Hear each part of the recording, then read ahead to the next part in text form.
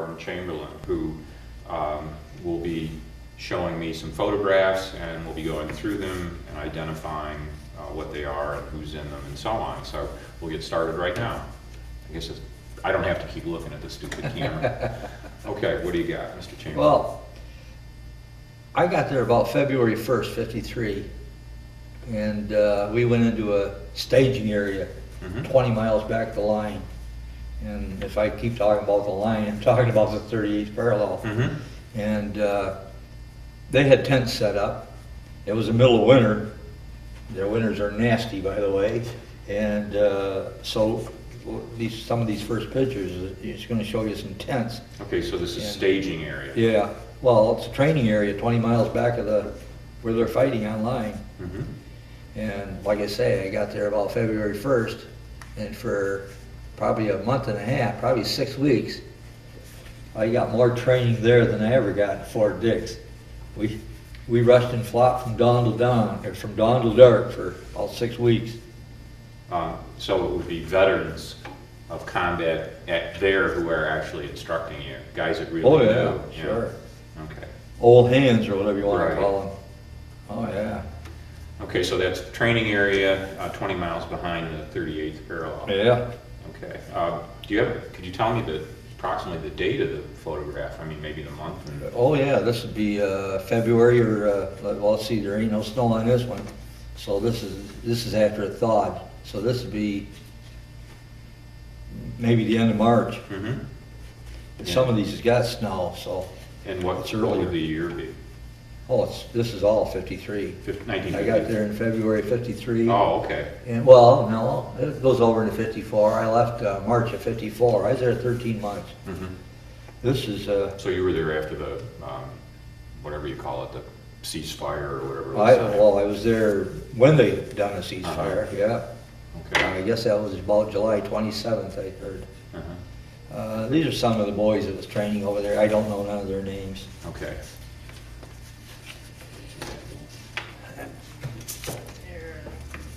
Well, it's interesting from the standpoint of looking at the terrain, the land, the topography, and then what the guys are wearing, and so this is going to be number one. I hate to say things I shouldn't say, but Korea's a nothing land. I mean, I didn't see anything. Of course, I never got to any big cities, but I don't know who'd want it. All it is like I say, them hills and rice paddies. Right. I got when I was there. Well, I asked you about MASH, if you ever watch MASH, because radar in MASH was always saving the animals. Right. And the reason is, when I got there was no cows or horses or pigs, or there was no domestic animals whatsoever. They'd eat them all. Right. And so. Okay, so what? That's just a rice paddy, and it's a repo center back. Well, there's some South Koreans, and they had little communities back there, shacks, if you want to call them that. Yeah, village of some And they're there because that's where they're farming. That's where the rice paddies are. Okay. And I should say that as far as the people goes, they had nothing. They had absolutely nothing. The clothes on their back and a little shack, and as far as I gathered, they had one bowl of cooked rice in the middle of the day. That was what they lived on. Unless you want to talk about the fish, wherever they was able to get fish.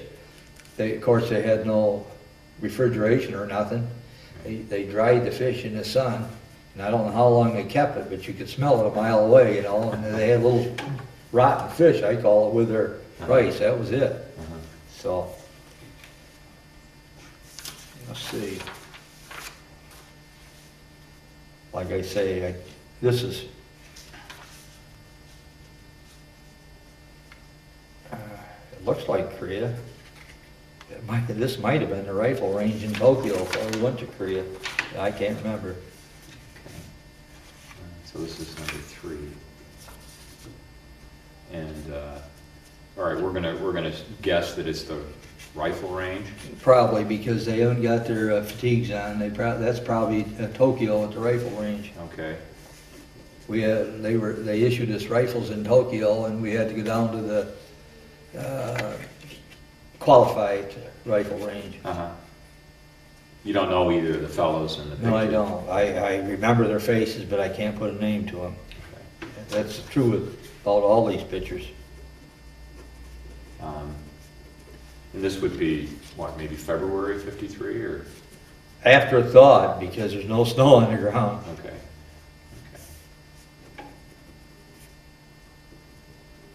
This fellow's coming back from a shower, either a shower or a creek, wherever I can't remember where he washed up.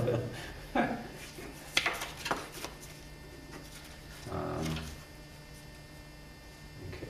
this is, of course, this is in Korea, right? Yeah.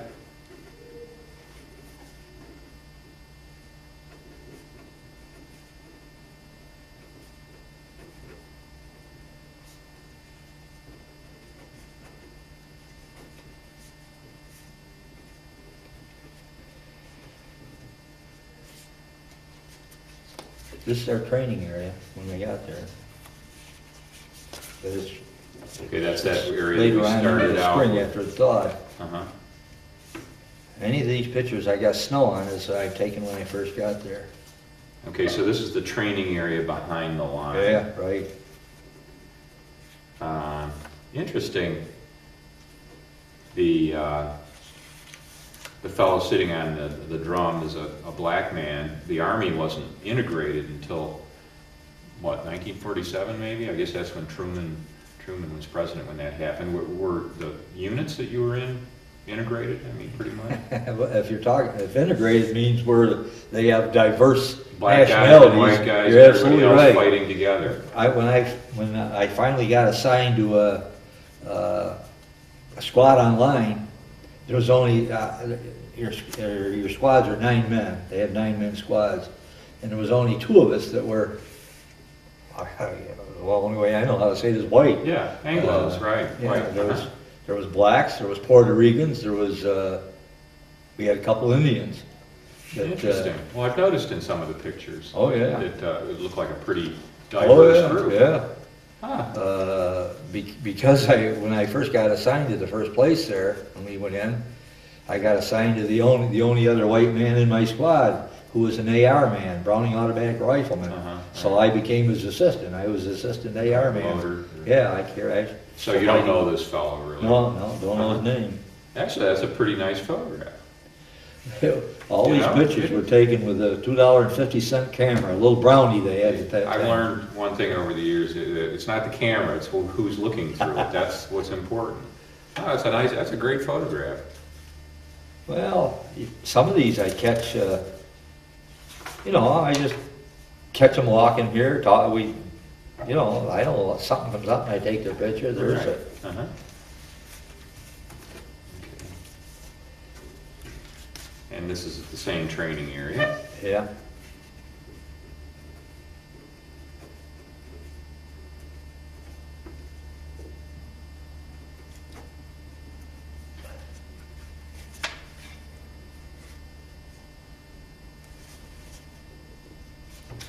You might like this one. USO show. Ooh. I can't remember who was there, but it was a USO Oh, show. great. Yeah, well, I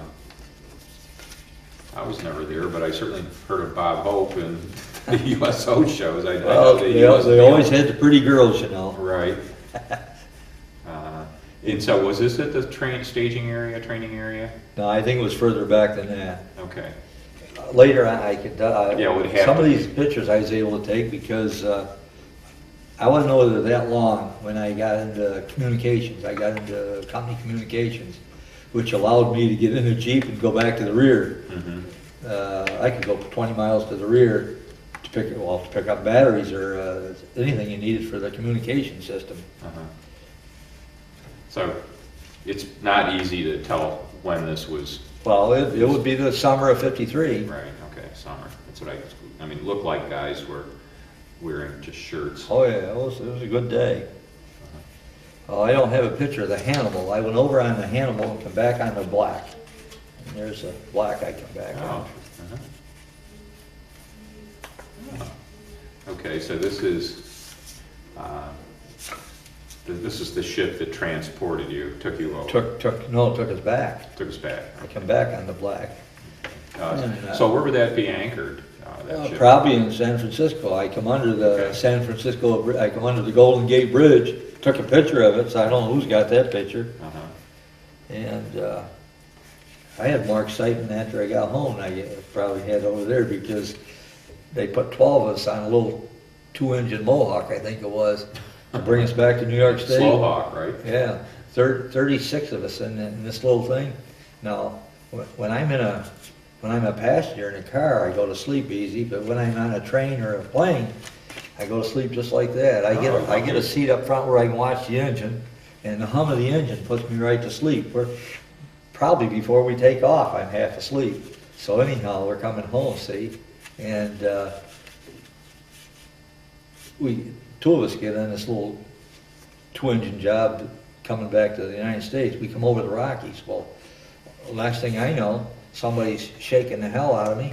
The guy in back of me shaking the hell out of me. The stewardess is hanging over me and telling me, "Sir, you got to put your seatbelt on."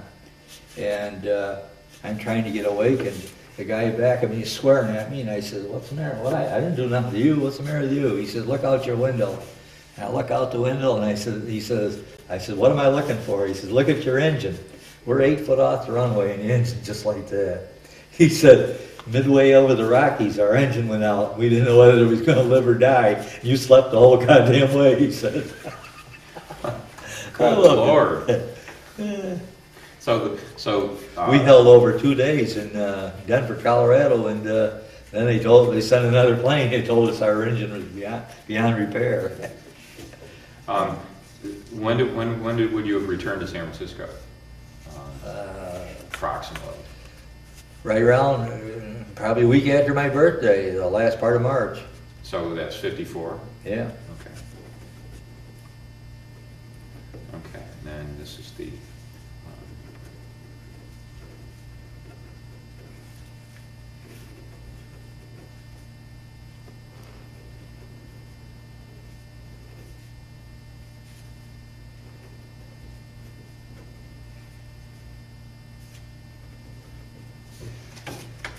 Okay, great. Just a rice paddy somewhere in South Korea.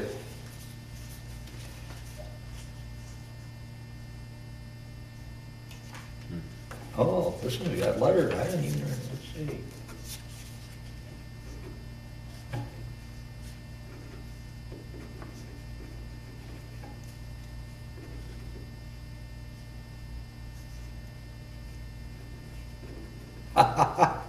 I didn't even know I wrote on this. I identified these guys. I took their picture in Tokyo before we went to the rifle range, and I wrote on them. How about that?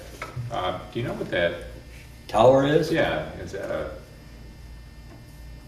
I would only guess. Uh-huh. It may be a water tower. Uh-huh. It's not a gun position. It's not something that the No.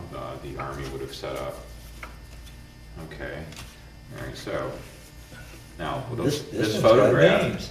Yeah. I got names on that. I can't believe it. So you got the date too, February 53. And so this would have been in Japan or after you got to Korea? That's in Japan. In Japan. Okay. That's the day we spent in Japan before Mm-hmm. they loaded us on the old ship and took us to Korea. Huh, great. Okay. Jeez. Laid right out, left to right. That's what it says here, left to right. Look at that.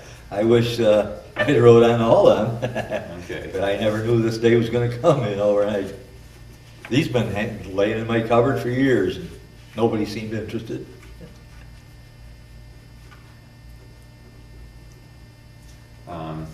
Okay, now you've got man in the 40th, is that 40th Division? Yeah. Company? Company B. Company B. Okay.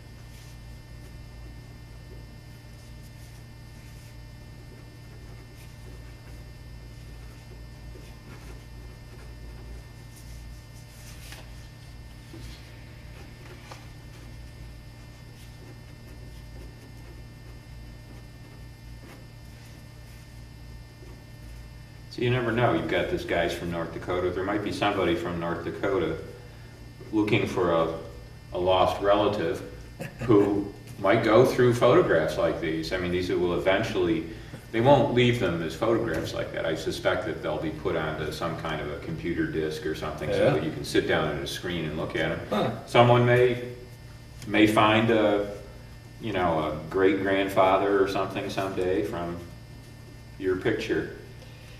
Well, while we was training, that first time we was over there, that first 6 weeks while we was training Russian flop every day, every time I flopped I had a pain in my side, and I was developing a hydrocele and a hernia, and so it got about as big as that big around, and they sent me to evacuation hospital in Maria, Korea, and that's where I took this guy's picture.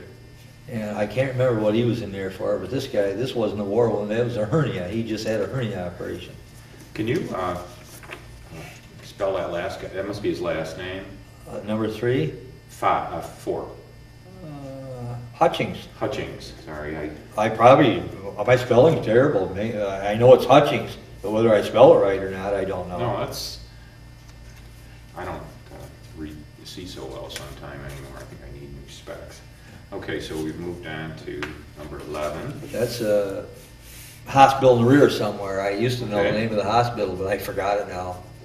I was down there with them, and I almost made Tokyo. They were going to send me to Tokyo and have that hernia fixed in a hydrocele. And they were going to do the paper. I was almost on my way out. Some female doctor stopped by the bed and says, "What's his problem?" And he told her. And she says, "Well, let me look." And she looked me over, and I'd been there a couple of days, and it had gone down. She says, "Hell, he ain't that bad." He says, we'll let him rest a couple of days. And after a couple of days rest, it went right down. See, back to the line I went. She put me right back to line. Now, do you know either of these fellows? No, I just Okay, got talking to them and asked them if they wanted me to take their picture, and they said, "Sure, go ahead." okay. Now this is the guy you want to locate if he's still alive. This is a fantastic man here. So you were at the hospital for hernia treatment, right? Yeah. That's how you got to see these Well, guys. actually, they didn't even realize at the time I had a hernia. I had a hydrocele that was swelling up. Okay, so this is, I better mark. Gotta figure these out of sequence.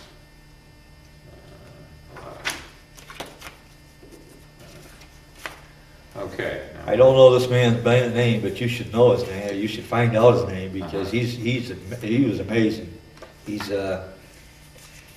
I think at one time he was airborne. How he ended up there, I don't know. But this guy could do the push-ups where when you come up, you leap in the air and you clap your hands, and then he'd do the one-arm push-ups. Oh. He'd stand on his head and do push-ups up and down. Stronger than a bull. That's a great picture. It was April, when we were back in the rear somewhere in April. And there's still snow on the hill, and there's a nice hole, nice swimming hole right there. And I stood there, I was collecting up the first sun of the year, and I was in my shorts collecting up the sun. And he come along, he says, "I bet you $10 you don't go in." I says, I was gonna say, it's probably a little cold. I says, "For $10, you guys, you're on." And I went in, and boy, I come out in a hurry. But he says, "Well, the best you could do is bet me 10 back." So, like I say, he was airborne. He hit the water. He come out of that water, grabbed the side of the bank, and shot himself right up on the bank just like that. I mean, that guy, he was stronger than the devil. So you never really found out where he was from? No. The only time I ever seen him was that day there at the swimming hole. Now, some of these pictures is when I first got there, because it was nasty ass cold when I first got there.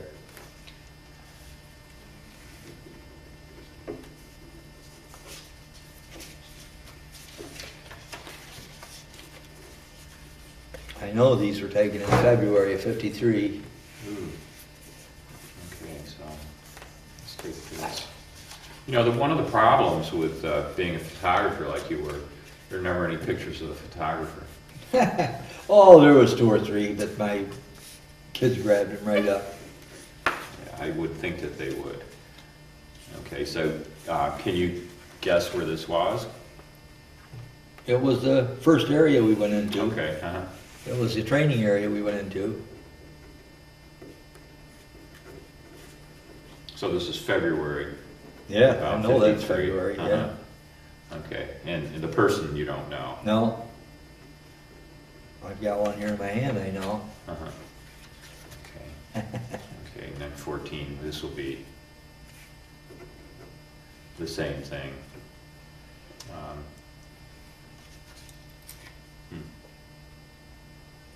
I was only in 3 locations over there. The one we got into when I first got there, the training area. Then they took us onto a hill, and I don't even know the name of the hill. It was online. And after we were there about 30 days, they took us off that line in the middle of the night, and we rendezvoused in the back for 2 days, and we went on another hill. And that's the one I stayed on until it was done.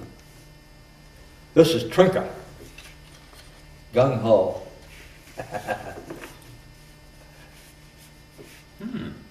His name is Trinka. Is that a nickname or a? Well, no, I think that was. Is this a That's what staging he told me. area too? Yeah. Okay. Or the training area. Okay, now you say his name is Trin?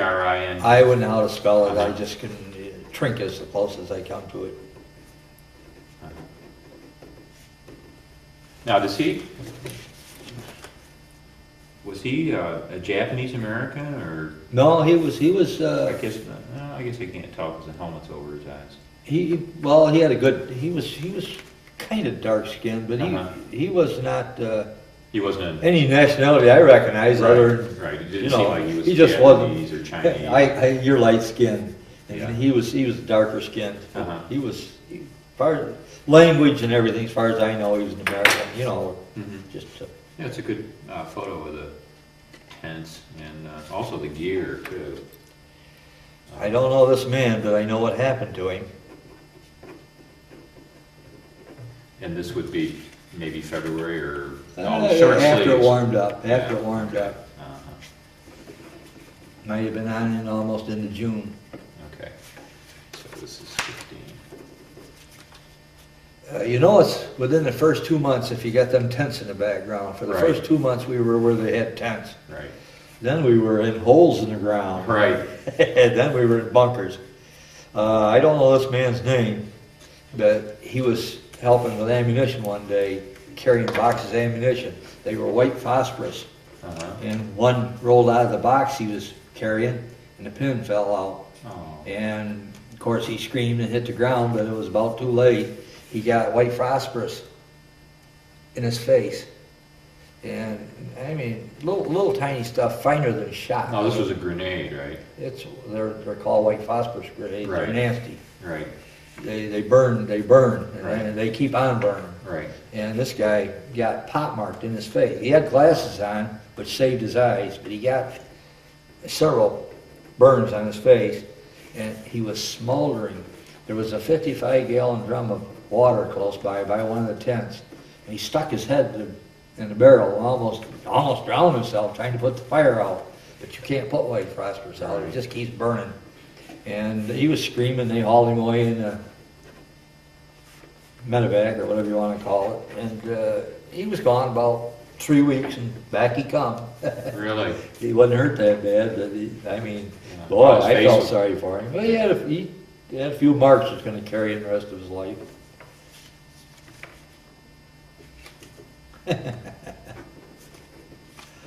I got to tell you about this guy. He's the luckiest man in the world.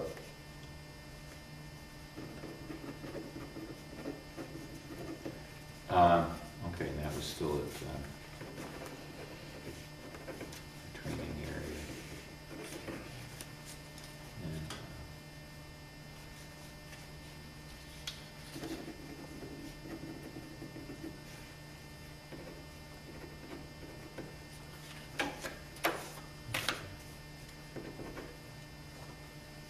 I don't, this is my first communications sergeant, when I got to be in company communications, but I can't even remember his name, but I'll tell you how lucky he was. He stepped out of his bunker one morning and bent down to tie up his shoes. He had his shoes on, but they weren't, you know, he didn't have them strung up and tied up yet. He come out of his bunker about 4 foot out the door, bent over to tie his shoes, and the mortar come right over the top of his head and lit right in the ground in front of him. If he'd have been standing, it took the top of his head right off. But he just bent down, come right down, lit in the ground, and didn't go off. Oh, I was going to say, that if it landed that close, he would have been a dead duck anyway. Yeah, well, he got a unexploded mortar right over his head. Now, you said you called him First Communications Well, Sergeant. I Is gotta that tell you, rank or title? when I first went over there, my MOS was rifleman. Mm-hmm. And like I say, I became the assistant for that training area. I became the assistant Browning automatic rifleman's assistant, where I supplied him with ammunition. And but that was only 2 weeks, and he rotated, and I got the AR. And but all the time we were back in there in training, I was Browning automatic rifleman. Mm-hmm. And do you know what their job is? Do you know what their job is, outlined as? You mean the BIR rifleman. man? Yeah, the BIR man, yeah. I don't support the unit. Now, he gets up there first. When they want covering fire, he gets up there first and lays down a wall of fire so your other men can get up. Mm-hmm. And when I went into service, that was a heavy thing to haul. Yeah, it's pretty heavy, and they're a 15-round clip, but you strap them end to end, so you got 30 rounds. Right. But when I got drafted, I weighed 123 pounds when I went into service. Wow. And I guess I just assume I came from a poor family because we never ate that good. I didn't starve to death, but we didn't have a lot of food. But when I ended up at Dick's, I never seen so much food in my life. And the first thing I did is load my plate, see, and then I couldn't eat it all. And I got over there to scrape it in the bucket, and there was a sergeant standing right there. He said, wait a minute. He says, what's the matter with that? You know, I said, well, I took too much and I couldn't eat it. He says, you go back and eat it. And he says, from now on, you follow the rule. He says, I'll tell you what the rule is. Take all you want, eat all you take. And so in 16 weeks of basic training at Dick's, I went from 123 pounds to 156. I mean, I never... Do you think that was a fairly common thing for a lot of guys coming into the service at that time, that they all gained weight because of that? Well, probably the poor ones that didn't have a lot to eat at home did. Mm-hmm. But when I got overseas, we got into that 6 weeks of training I'm telling you about. We trained harder there than I ever did at Dick's. We rushed and flopped from dawn to dark. And of course, my mouth always got away from me. And after a few days or weeks into that, why, I grabbed the sergeant one morning when we was going to go again. I said, wait a minute, I got a question to ask you. And he says, what's that? And I says, let's take the low ground today. I said, you've been making us run up that hill and take the top day after day. I said, let's start at the top and run downhill and take the valley today. Funny thing, he says, soldier, he said, enemy always likes the high ground, he says. So back we go again. But in that training time, we had enough to eat. I mean, you didn't get dessert, you didn't get you had enough to sustain you. And I should tell you that we didn't have water over there. When you're on top of the mountain, you ain't got no water. All the water goes for cooking. So you can have all the coffee you want, but I never had a drink of water in the 13 months I was in Korea. But anyhow, that training area there, I went from that 156, I went back down to 135. But I had a picture at home, I think my daughter's got it. You can see every rib in my rib cage, and I could run like a deer. I've never been in such good shape in my life again. I think that was probably true of a lot of guys then.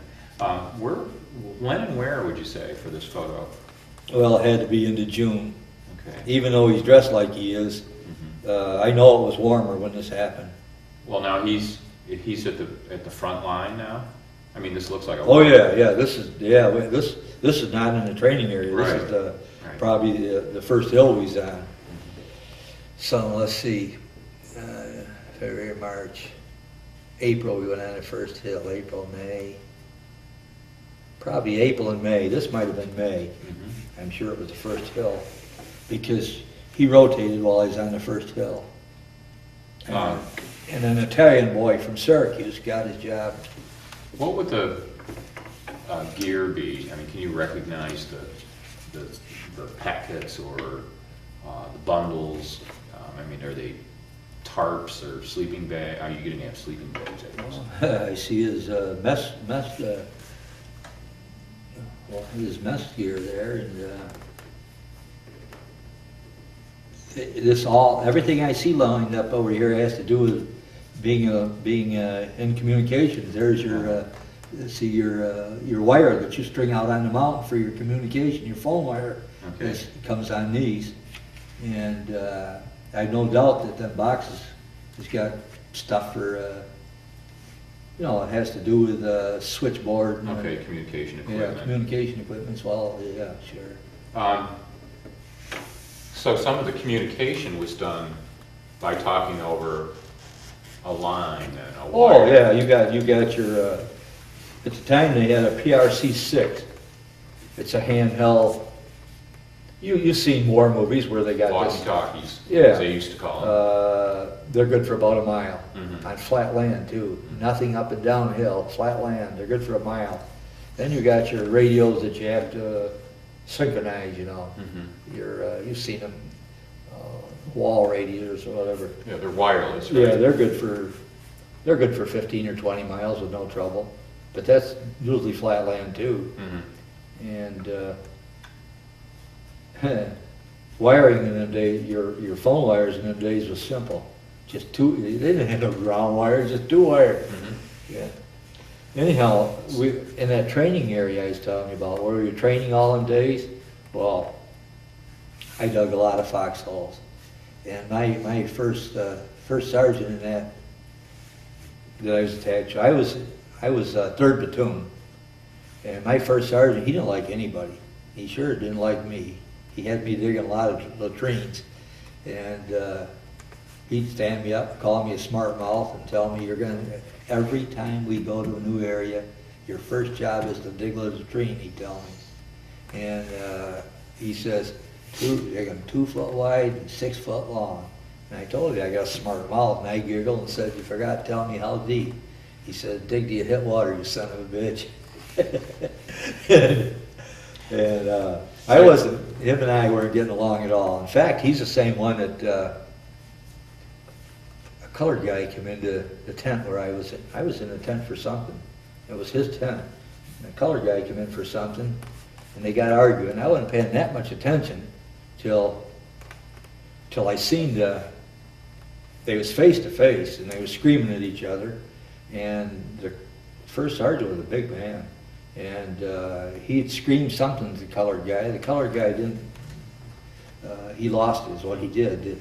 The sergeant made a mistake and turned his back on him. The colored guy took a steel pot off and whacked him right in the back of the head, put him down to his knees, but he got up and he let him go. I don't know what he did to him later, but he let him walk out the door. But he didn't like me very well. And Was that something that you think was a racial incident, or was it just that the sergeant no, I was don't not think race had was just anything to do with it. I didn't think he liked anybody. Yeah. And he gave me a lot of trench guard, after I did the training. During the day, I was still training 4 on, 4 off, right around the clock for trench at night. Well, that first hill, night after night, they think enemy infiltrating in everybody in 100% alert. So your next man is maybe 70, 80 feet away is all, and it's dark, and you sure ain't gonna smoke or make a light or nothing else, but you got all these positions along the trench, and they send you out into the trench all night long, stand guard, and then you gotta do your work all day long too. And I don't know what I got in an argument with that same guy with, and he says, he calls me in one day and he says, Chamberlain, he says, you're a goddamn coward. He says, I got you figured out, you're a coward. He says, I'm gonna tell you what, he says, you're gonna be my personal trench guard from now on. He says, every night you're gonna be right outside my bunker, guard my area so I can sleep like a baby. And I told him, you know, I says, you got me pegged, you're absolutely right, I am scared. And I says, but, I says, one of these nights, I says, I'm gonna hear him coming, and I'm gonna move right down the trench and let him have you. Oh, why'd you have to be like that, he says. He changed his attitude in a hurry, but we weren't getting along, and at that same time, I heard that there was an opening in Company Camel. They needed a wireman in Company Camel. So I went to see the guy, the man who was the head of the communications sergeant. I went to see him, and I said, I hear you got an opening. I said, I'd like to get the job if I could. He says, go see the warrant officer. He'll tell you what there is to it. So, it don't matter to me, but the warrant officer, I don't think he weighed 120 pounds. He was Jewish, nicest man you ever want to talk to or meet in your life.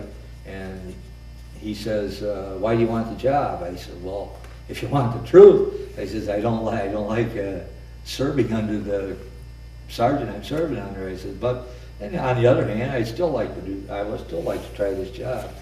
And he says, you go back to where you're supposed to be, and I'll let you know in a couple of days. Well, right back up on the hill, digging another latrine, and it was early in the morning. I don't think we'd even had breakfast yet, and I was up there digging, and some guy comes up and says, your first sergeant wants you right now.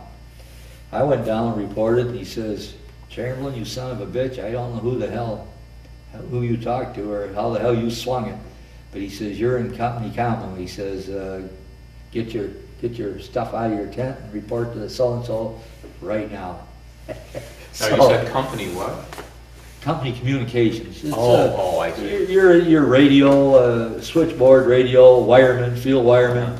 Now, they sent me back to rear for 2 weeks wire training and voice procedure. now you weren't doing that. You were still BAR man at that point. Oh no, I was being transferred out of the. Right, but I mean, Up until that point. up until yeah. that point, you Oh, were yeah. BAR man, Yeah. and now you were going to be Yeah. Yeah. learning something new. Oh yeah, I learned to put the spikes on, go up the pole, and synchronize the radio. Let's see. So this is which one is this? That's, Okay, that's our guy. Okay. Yeah, he's So he is. he's a communications sergeant. Okay. All right. All right. Well, they call it Company Camel, Company Communications. Okay.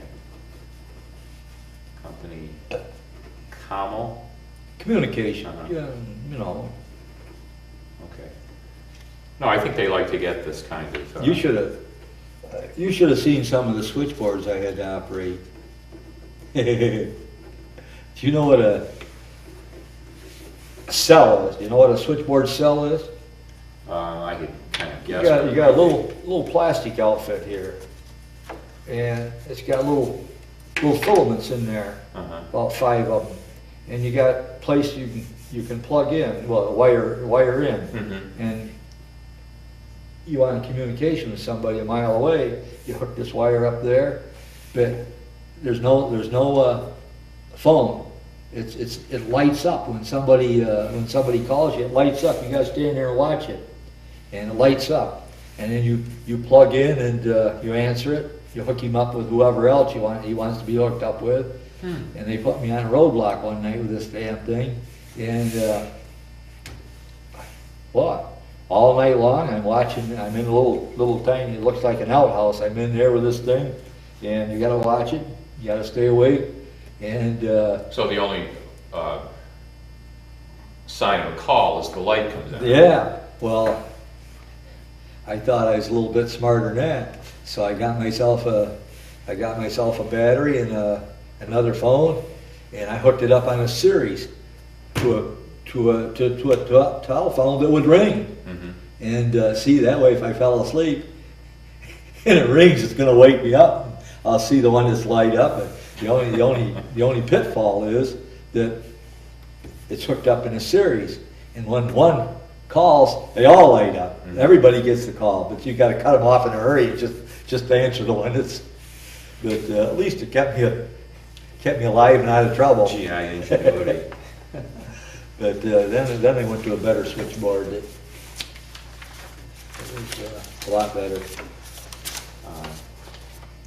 I'm gonna take the initiative with this, and I'm gonna, I was a switchboard operator on and off for, I don't know, a couple months.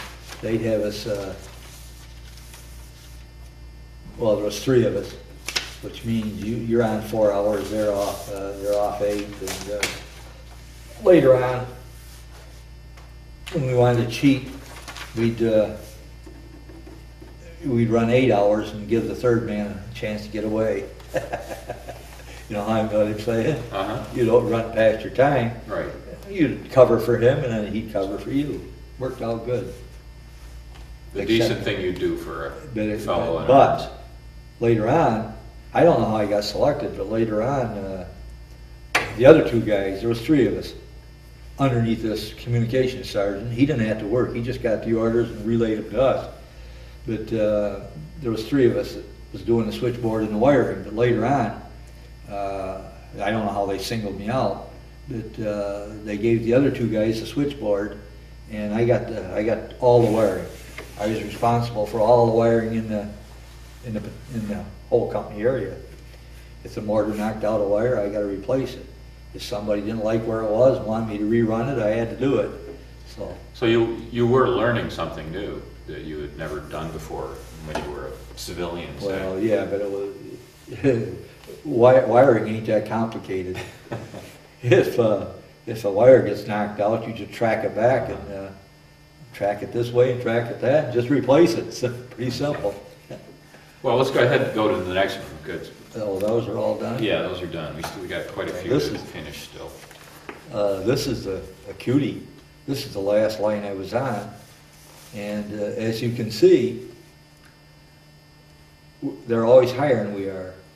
Our trench is always down here, and they're over there. They're always there. It is. This is the 38th parallel right in there. Oh. Okay. And I lost the. Where's that? I got his picture here if I can find him. Yeah, we'll get to him sooner or later. Here he is. We had a company clerk. Now this man is brilliant. He'd already been through 2 colleges. He had 2 degrees, and he was going for a 3rd degree. He was going to be a psychologist. He was going to study the human mind. But he'd already had 2 exemptions. And in between learning this and going to apply for that, they grabbed him. So his name is Joe Cassi, and he was the company clerk. Okay. And he. Now, where would you guess this was? I mean, this is later on after you've been deployed. This was the last hill that I was on. Yep, but it was before they signed the agreement. Okay. And I want to tell you, line that up with this, because he was a company clerk, but nice man, smart man, but very, very careful, if you know what I mean. He stayed in his bunker all the time, and the only time he come out was to eat or go to the bathroom. But we'd been online for a couple months, and I had contact with him because I was in and out of the, where they run things because of my job, and he was friendly. And one day he says to me, he says, "Can I ask you for a favor?" And I says, "Well, what do you got in mind?" He says, "Why don't you take me up and show me the front line?"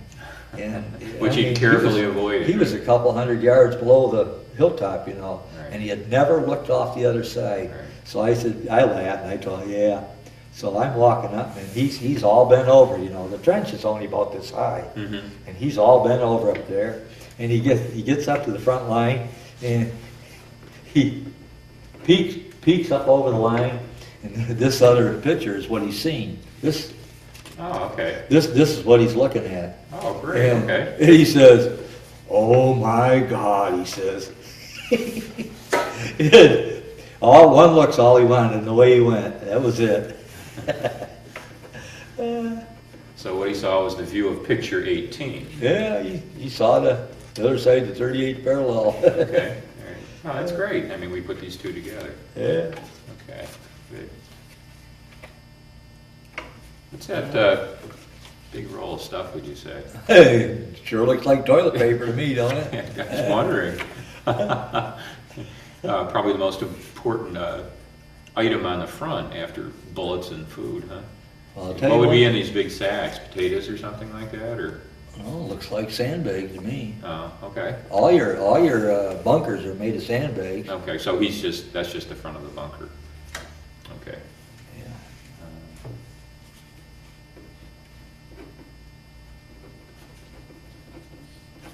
You know, we've been switching back and forth because here's one of them early pictures of this is our staging area when I first got there. Well, looks like you had a little bit of a climb to get that picture. Well, not much. No? They're I don't think their highest hill's over a city block high. Well, I guess there's some hills there, but they ain't. I've been out in Colorado and Nevada and California, and they got hills out there. Do these tents have floors? I think it did. Yeah, they had a floor. Do they? And if you watch MASH, they got the stove right in the middle of the tent. Now I'll tell you, in January and February over there, it's colder than a dog, and the wind blows through them tents like you wouldn't believe. Oh, I'm sure. I hear Korea now is quite an industry, quite an They've industrial developed, nation. yeah, they've But when I was there, there's how they live. Rice paddies. Ah. Okay, now up on the hill, looks to be some kind of I don't know what it is. ceremonial. I don't know what it is. Thing, or- You don't get out of your Jeep or off the roadway you're on and go across them rice paddies. I'll tell you that.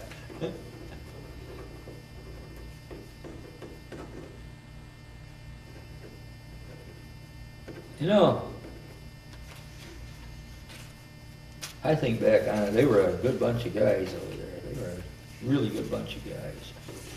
Some of these look like duplicates. This looked like one you just looked at. Yes, it was. And I'll note it as that. Okay, just a second here. This guy here, he's a corker. You have an idea of when this might have been? Yeah, when I first got there. Okay. I don't have no pictures of the ones with snow. Oh, okay. The second winter. All the Okay. ones with snow is the first winter. Okay.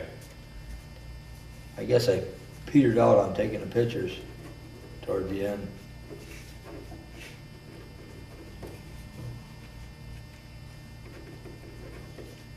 Was it difficult to get film for you? No, I'll tell you, well, the arrangement I had was with my mother. I would send after I finished taking the pictures, I would send the negatives home to my mother. She'd have them developed, have 2 sets of pictures made. She'd keep one set and send the other set back to me along with new film. Oh, And be she darned. kept me supplied with film. I never thought of that. Well, actually, as far as I know, I'm the only one over there who had a camera. I kept a little brownie kept around my neck all the while. This guy looks like he's got new issue. Yeah. All the does. stuff looks new, doesn't it? Yeah. I'd He's say even got his leather glove shells on. I remember taking the picture, but I don't remember him or his name. I don't ever remember seeing him after that day. Okay, so this is 22. This man, if you could run a record check and find out who this is the first sergeant, this is not the same first sergeant I'm telling you about that I got away from. This is my second first sergeant that I got with. He didn't like me any better than the first guy. Well, Mr. Chamberlain, I'm beginning to wonder if you had a problem with authority here. Always. That's a private joke of mine. I tell everybody about my ability. For 21 months and 3 days, when I was given an order or being talked to by a higher authority, I kept my composure and always said yes, sir. Yes, sir, no, sir. But I don't know if I should say into your camera that under my breath I would say, fuck you, sir. Yeah, I guess I had a problem with authority. I still do today. Yeah, well, it's amazing, though, that today, I'll tell you another story while we're talking about authority though.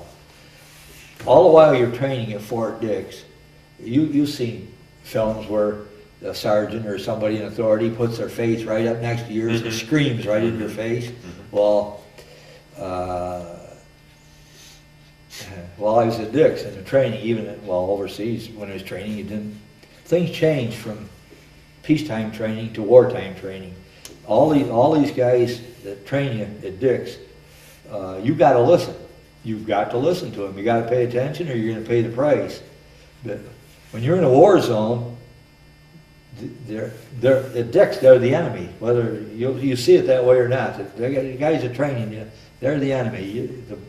The men you're training with, they're your cohorts and your buddies, but the other guy's the enemy. But when you get overseas and you're in a war zone, they change. We don't change, they change.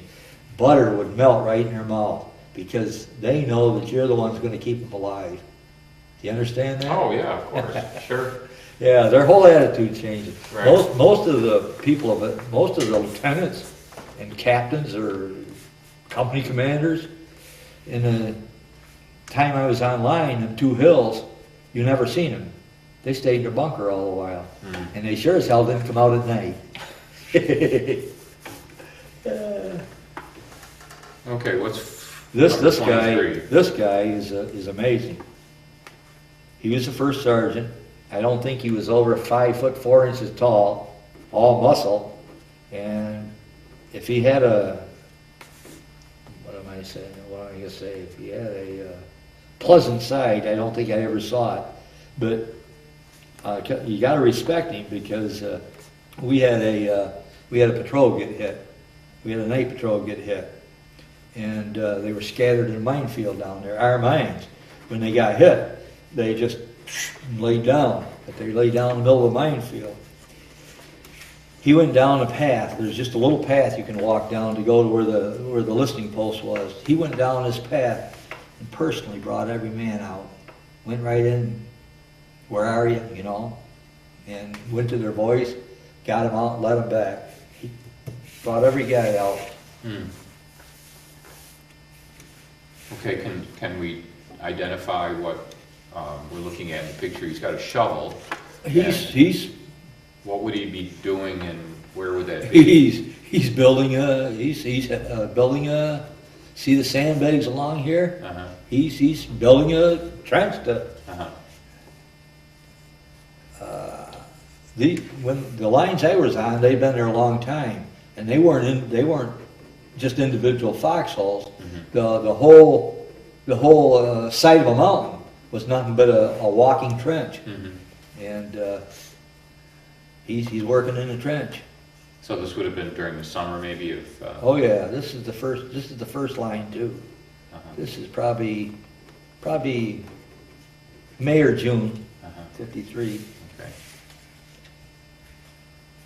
So this was the first hill you were deployed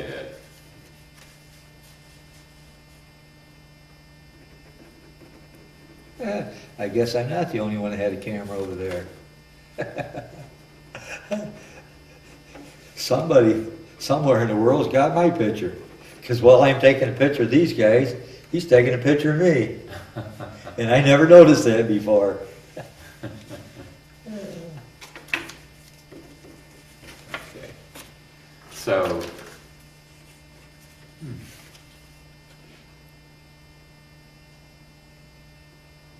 Well, I don't know what the Army name for this one I got in my hand is, but I always call it Helicopter Valley.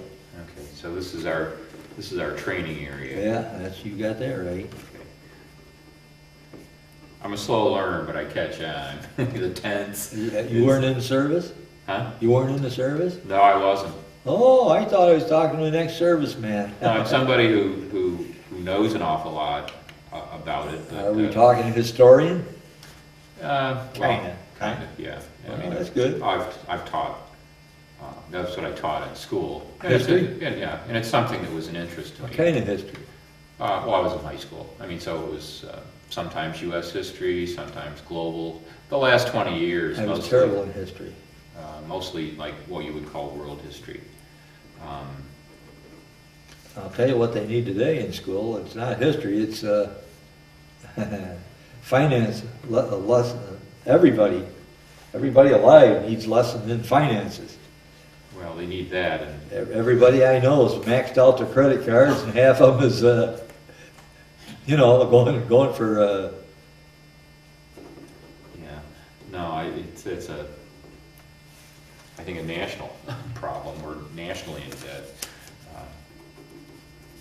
Okay, this is 20. I probably wasn't supposed to take this picture. They kept their helicopters under, you put the barrels out with the smoke. They keep them concealed from the air. Mhm. And I call this Helicopter Valley. That's Oh. our helicopters.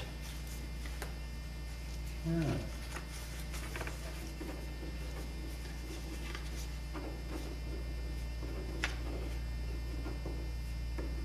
Okay, now would this be near the front lines or way behind it? Or? Not far back. The furthest I was back when I first went over there was 20 miles back of the line. Uh-huh.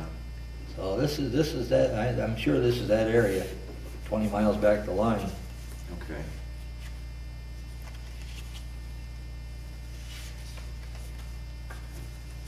I should have had these in some order, which I haven't at all. We call these repels. When we traveled back there in South Korea, all your Korean villages were fenced in. They don't let you mix with the people. Okay, now who did the fencing? I don't know. I was there I mean, when I got there. was that something our Army would have done to keep maybe the villagers away from our men? I think that's the intention. Okay. Oh. Do you need to, well, she'll come in and, I haven't looked at the time, but in an hour, I think maybe, you might need me to stand up and, Well, my legs are killing me. They do every day.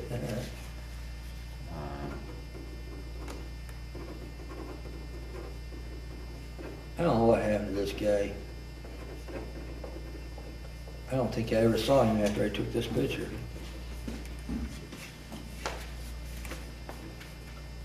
okay, so this was obviously in the summer.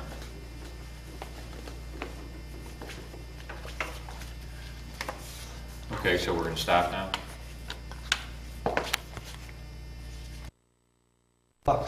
Are you private so-and-so? And he said, yeah. And I said, well, we're here to, you gotta go back to rear. And he says, why? He says, you're only 17. And he lied his age. And they caught up with him. He's only 17. And they don't, at that particular time, they don't allow you on the line when you're under 18. You gotta be 18 to be in the firing zone. Yeah. And they took him back to rear. So it's the fellow pointing the rifle? that Yeah. was- Okay. Yeah, he's 17, they took him off the line.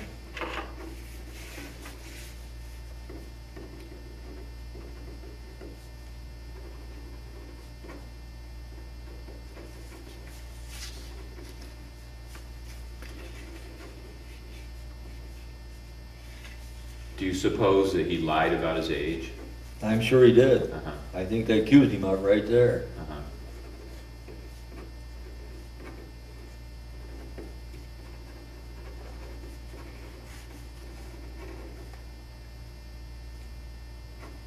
No, the reason I ask you about Saving Private Ryan is there's another rule. Only sons don't serve in a battle zone. Did you know that? I've always thought it was kind of like a rule of thumb. I didn't know that there was anything written about it. Well, I mean, whether it's like a law or a regulation. well, I think it's an Army Is it? service Well, regulation. Uh-huh, uh-huh. Because to get away from these pictures for a moment, I made PFC somewhere around 12 months, made corporal around 16 months, made sergeant around 18 months. The guy that put me in for sergeant somewhere, I ain't seen his picture here yet, it's in here. The first sergeant put me in for rank for sergeant. Walked into my tent one day while I was on the switchboard, and he says, what's your rank? And I told him corporal. He says, how long have you been a corporal? And I said, I don't know, 3 or 4 months.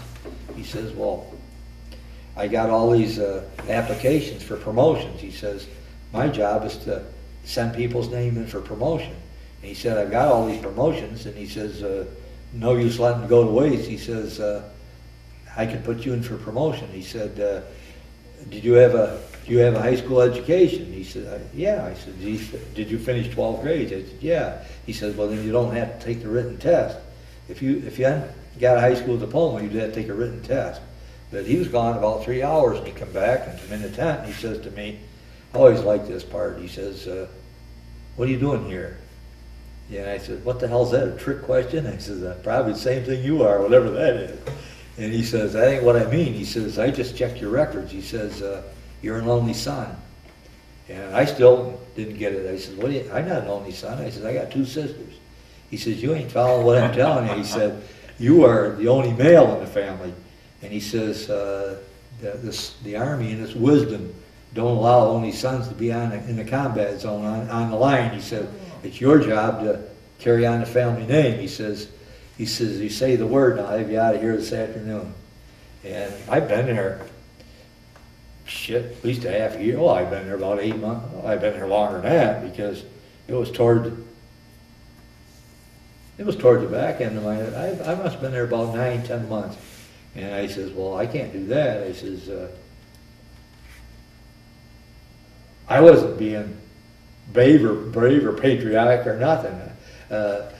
The shame of running away, I wouldn't have been able to stand. See? So I says, if I leave, somebody else had to take my place, right? He said, yeah. Well, I said, I couldn't do that. I says, I don't want to desert my fellow people, you know. And he said, well, I got another one for you. He says, why aren't you an officer? And I said, now what are you talking about? He says, I checked your score, your aptitude score that you took when you went in the service. He said, you scored high enough to go to OCS. He says, why didn't you go to OCS? I said, nobody ever asked me. He says, you sign up for a 1-year enlistment. He says, you sign up for a 1-year enlistment. He says, I'll have you out of here this afternoon. You can go to OCS. Well, I was getting toward the end of my tour. I said, I ain't signing no 1-year extension. Yeah. Now your tour was 2 years, or your time in the service? When you're online in Korea, there's a point system. I think it's something like 4 points a month for being in the combat zone. Wow. And it took me the whole 13 months to get my points well, it was the end of my tour anyhow, but so he put me in for sergeant, and I got it. And less than 2 months later, we had a new company commander. And one day he calls me, I hadn't even met him. And he'd been there a couple months, and I didn't even know who he was. Now, was he a captain? Probably. Yeah. He wasn't no lieutenant. He was beyond a lieutenant. Mm-hmm. But he called me down to his bunker. They don't come see you. You report, you know. And I get down there, and this guy, he's all smiles and jolly, and he says, how long you been here? And I says, almost a year. And he says, sign right here. He says, sign up right here for your extension. He says, we need trained personnel over here. He says, you sign this, and he says, I see you just made sergeant a couple months ago. He says, you sign this, and you're SSC next month. He says, next month you got another strike. You sign this. And I says, how long you been here, sir? And he says, oh, a couple months. And I says, well, I'm almost at the end of my tour. He says, I'm gonna be out of here in another 30, 60 days. I said, I ain't signing nothing. He said, get the hell out of here, you son of a bitch. I ain't signing nothing. Oh, God. A lot of fun. He was only going to give you another stripe. The other guy was going to make you an officer. Yeah, I should have told him that. I had a better offer. All right, what's 28? His name is Pete, but that was taken in Seattle, Washington before we shipped over. Okay.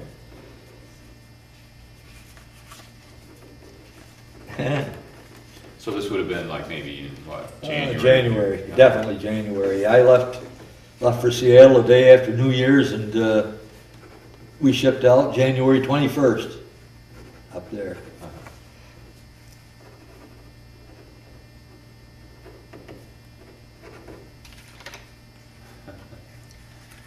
That first like line, Pete just woke up. I think he's maybe got some sun in his head. He's a southern boy, I'll tell you that. Okay. I'll write that.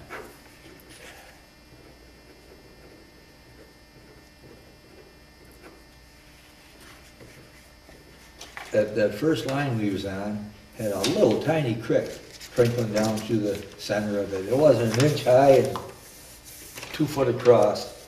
And they rigged up a shower, you know, like they're panning for gold. They rigged up a shower that you could stand under and pull a cord. Mm-hmm. And there's a shower area. Oh, okay, now this would have been in, Probably June of uh-huh. 53. Okay. How close to the combat would this have been? I don't think that was the first hill. That was before the first. That'd be the probably training area. Okay. All right.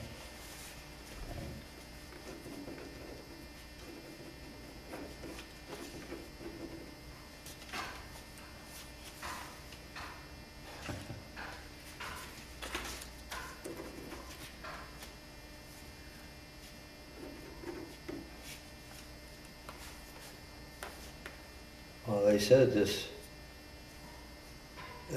my mother's wrote this down, I think. Might have been me.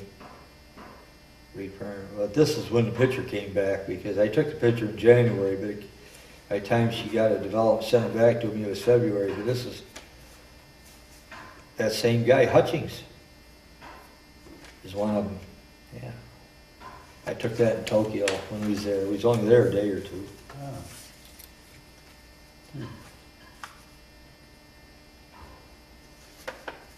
Huh.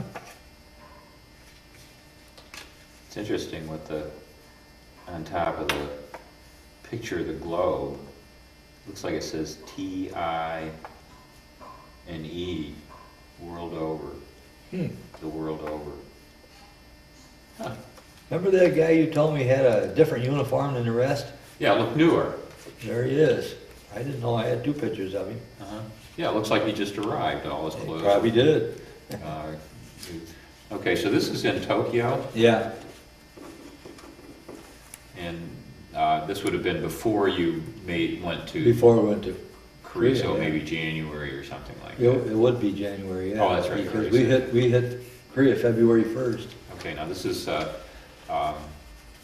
G.I. Hutchings. Yeah. Well, it's on the back. Oh, okay. Okay, well, let me turn it over. Well, I wouldn't have known it. I Ronald. wouldn't have known what his name was without that right on the Yeah, back. okay. Okay. Yeah. I find this. Oh, you got where he was from, too. See, now that would be,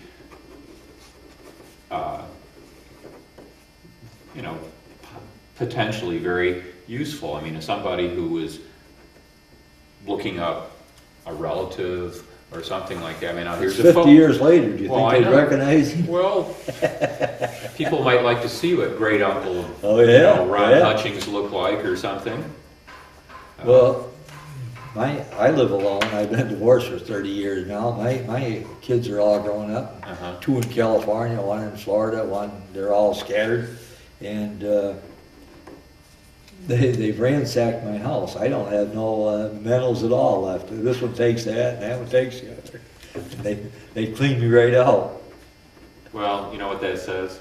You had some good stuff to begin with. My oldest daughter, when she left home, took the family album with her. I mean, pictures that go back to my grandmother and grandfather, the old farm, and pictures.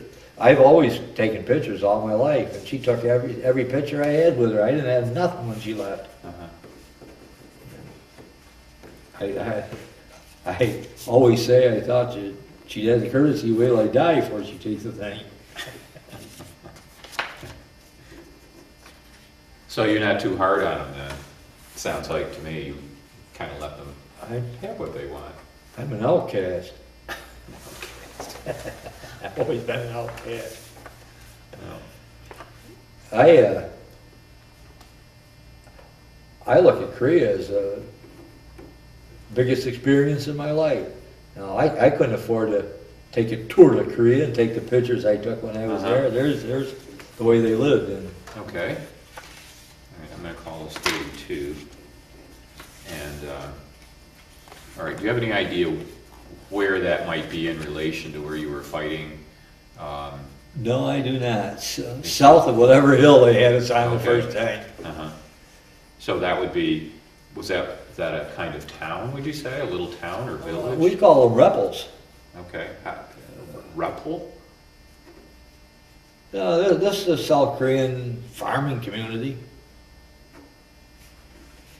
I don't want to mix up Repel. Repel was one of our staging areas. Uh-huh. But this is pictures I take probably as I'm going along in a truck or something. Right, right.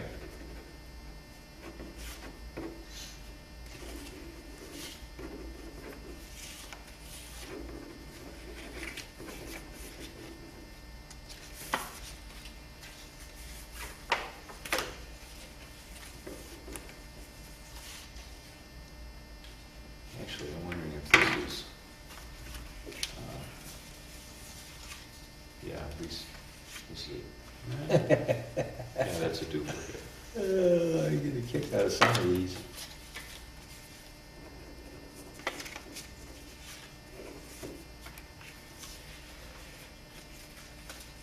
Some of these people I never seen again after this staging area. I don't know where everybody disappeared to. This is that first staging area we were in. I don't even know who he is. Uh-huh. And this goes right along with it. I never seen him after I took that picture.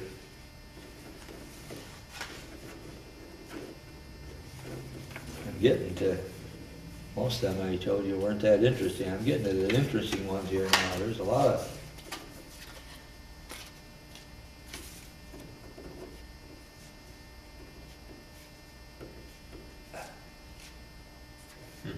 this is middle of the day. This is a break time, and while we're training, when I was telling you, they trained us all a while.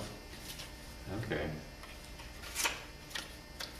So would this have been training in, It's in the back. in Japan or? No, this that's is in Korea. No, I didn't have no Okay. training in Korea. We were only there for about a day or two. Oh, okay. We were in Korea, Japan, just long enough to be issued rifles and go to the rifle range and qualify. Uh-huh.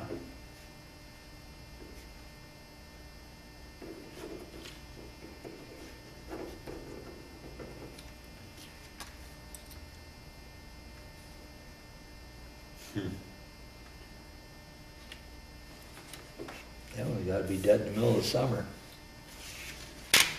Took them the same day, I know that.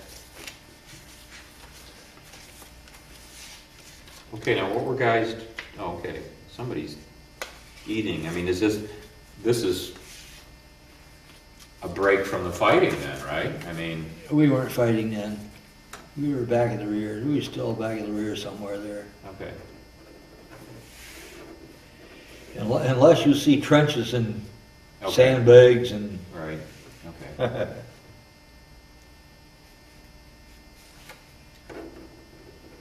I'm sure this is on the way over. This is a picture I took of a guy on the Hannibal.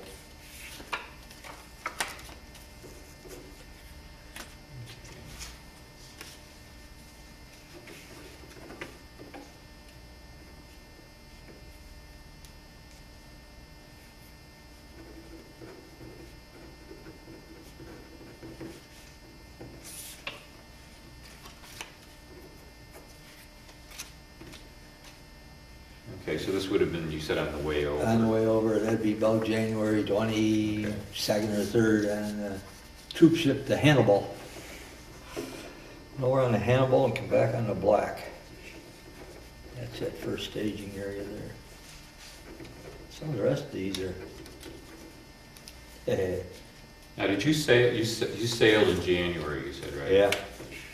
Yeah, we left San Francisco the 21st of January. That I can remember. You can remember the date like that? Yeah, certain things I remember. Certain things I can't. I can't even remember yesterday. Join the crowd. I have no short-term memory at all. I can remember things 40 and 50 years ago like they Wow. just happened. Well, I'll tell you what, you remember them extremely well. I don't think I remember good at all. I can meet somebody like you. Well, I remembered your name from yesterday to today, and that's odd.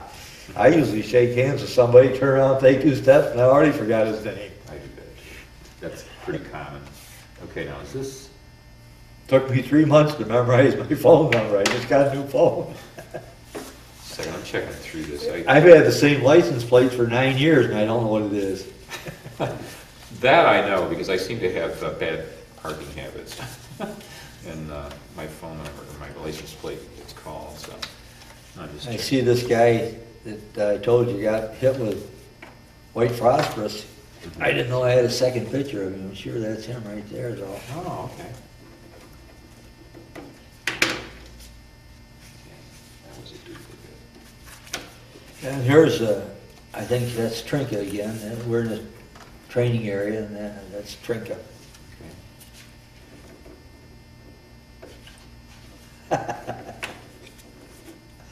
I tell you what I told that lady the other day. Now, which lady's that? The one that was The one in that here? interviewed, Uh-huh. the one that set up this interview.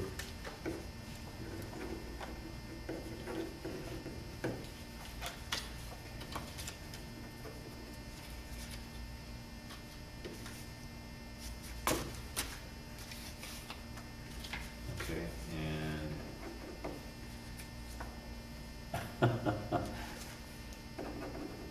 Oh, we got boys like to play. yeah. And,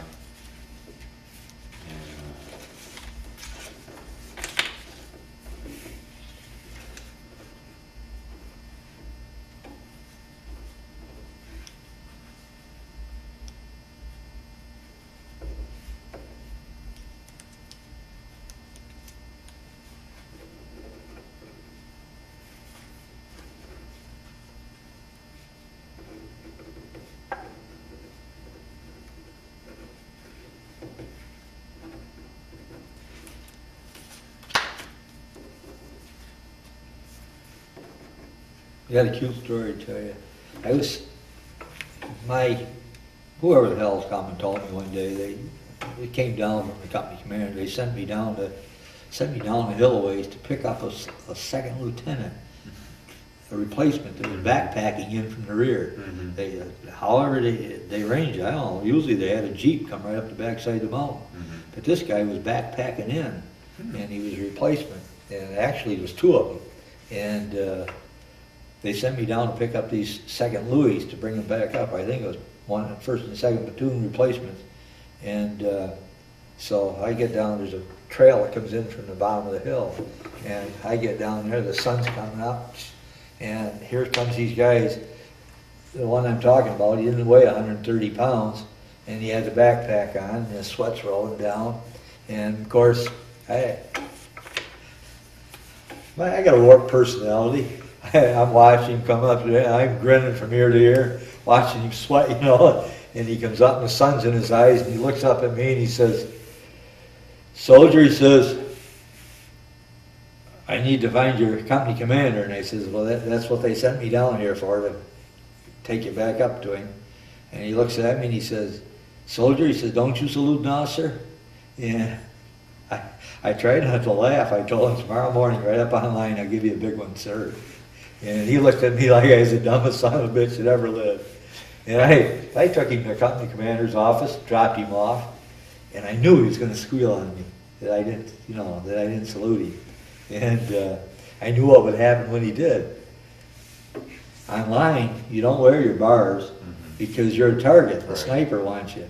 And like I told him, if I salute him up on line tomorrow morning, the man that gives the first salute, that's me, the enlisted man.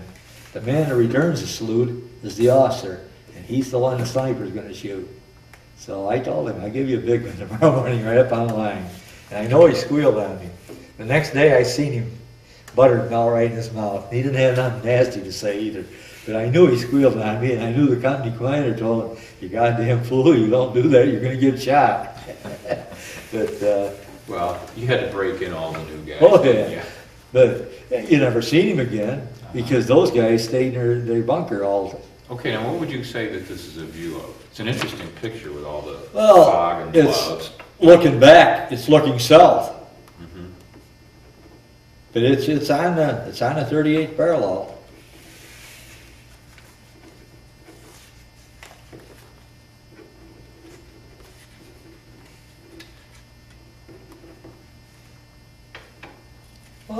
thought this was in the, now I remember, it's a good thing I wrote on this. I thought I was looking at a USO show, but no, this gives you a little information. I was at Camp Drake in Japan. This is when we're getting our gear ready in Tokyo to get aboard ship. Okay. It's only about the second one I wrote on. Okay. So they just issued you your equipment and so on. Everybody's looking through and sorting things out. Uh-huh. Okay.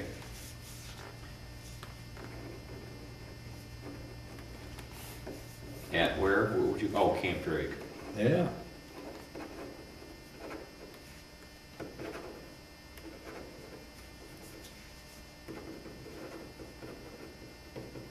Huh.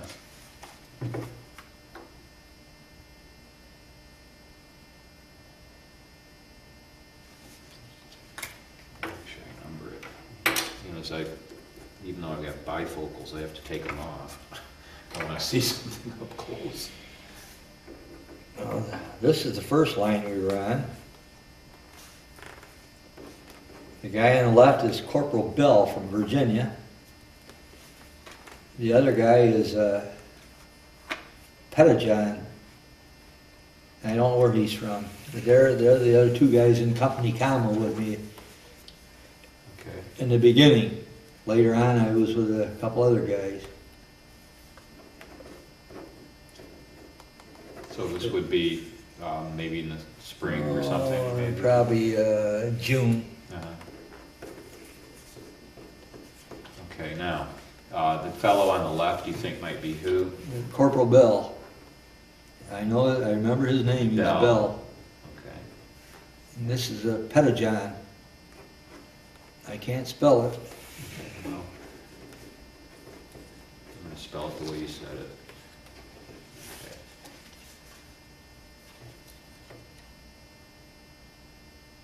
Okay, and so that wooden pole up there has your communication wires or whatever attached to It it? looks like it. Uh-huh. Yeah, they were. I took their picture when they was working on the wiring one day.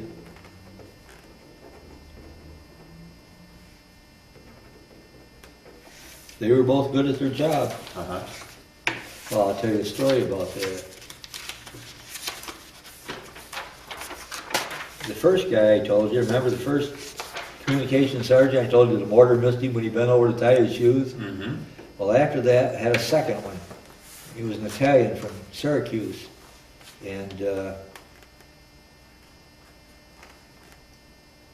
later on, I even had another one. But just about not long after this picture was taken, was when my third communication sergeant rotated, and I got his job. I got to be communication sergeant. But I had worked steady with these two guys. There was three of us that worked for the Italian from Syracuse.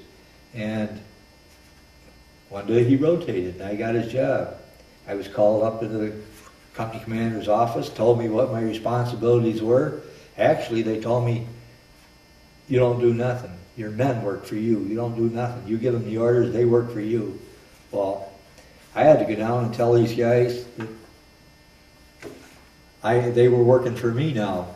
Now, how do you go about that? Now, you know, I dogged it with these guys before, and Right. We were thicker than hell, and there's a system. When you're an enlisted man, everybody in authority is the enemy, whether you like them or not. They're the enemy. There's the way I always explain it. There's them and there's us, and they're a them, and I've always been an us. And now I got to tell these guys that they're working for me, and I didn't know how to go about it. And I went down there and I told them immediately when they found out that I was the new communication sergeant, they backed up. They're over there just like you are, and I'm over here, and I can tell just like that, I'm the enemy now. And they're going to work for me. Well, I says, listen, I says, I know that if I tell you guys to do a job, and you don't want to do it, you're going to figure a way not to do it. But I said, I'll tell you what, I says, I'm not a leader, and I know that it won't work out if I give you an order and you don't want to do it. I says, so I tell you what I'm going to do. I says, they're going to tell me from day to day what they want done. And I says, I'm going to come down and tell you what they want done. And I says, I'm not going to stand back and make you do it and not do nothing myself. I says, I'm going to work right with you, just like I always said, from day to day. And I says, if you want to help me, that's great. If you don't, don't. And I says, but sooner or later, somebody's going to find out the job ain't getting done. Somebody's going to come down and ask me, why ain't this been done? And I'm just going to say they didn't want to do it. And something will happen from there.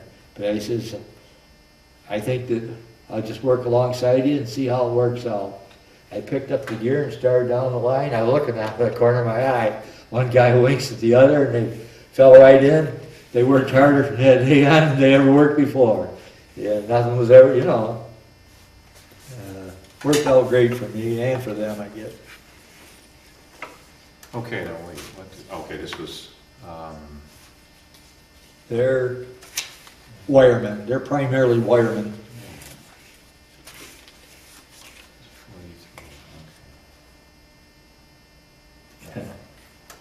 wait, I got something screwed up. This guy, No, I misnumbered it, that's right, okay, this is 40. there was months on end where nobody online took a bath. Oh, But this guy, you stayed away from.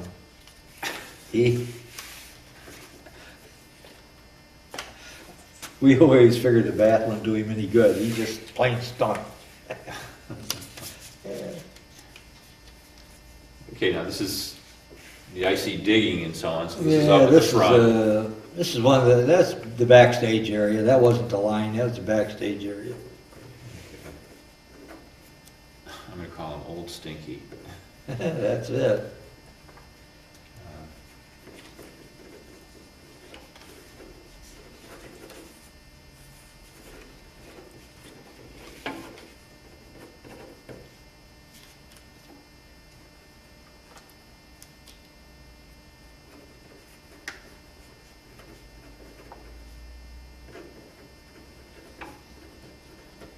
How far did you have to go back from behind what you call the line, the battlefront or whatever, to be reasonably safe? 100 miles. Really? They call it Scotia. Once in the length of time I was over there, they let me go back for 2 days. There's no orders. Mm-hmm. They just let you hop a Jeep and somebody covers for you and you go back 100 miles and take a shower and you eat like hell and you drink a lot of beer and. Well, why did you have to go back so far though? I mean, Because that's where the staging area. That's where the okay. area was Okay, that you're talking about. but I mean, to go back behind the lines to be safe from.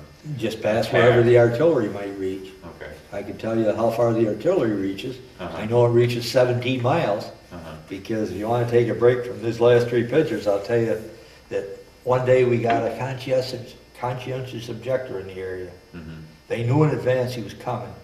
And the first thing the orders were was to bring him straight to the company commander because the company commander was going to straighten him out, So this guy shows up, conscientious objector, and his paperwork, they knew what he was, and he was ordered to report to the company commander, and he come in, he reported, and they didn't give him a knees, they stood him tall, and the company commander went up and down one side and down the other and told him, there's no place in this man's army for somebody like you. He says, you're going to get somebody shot. He says, I'll tell you what.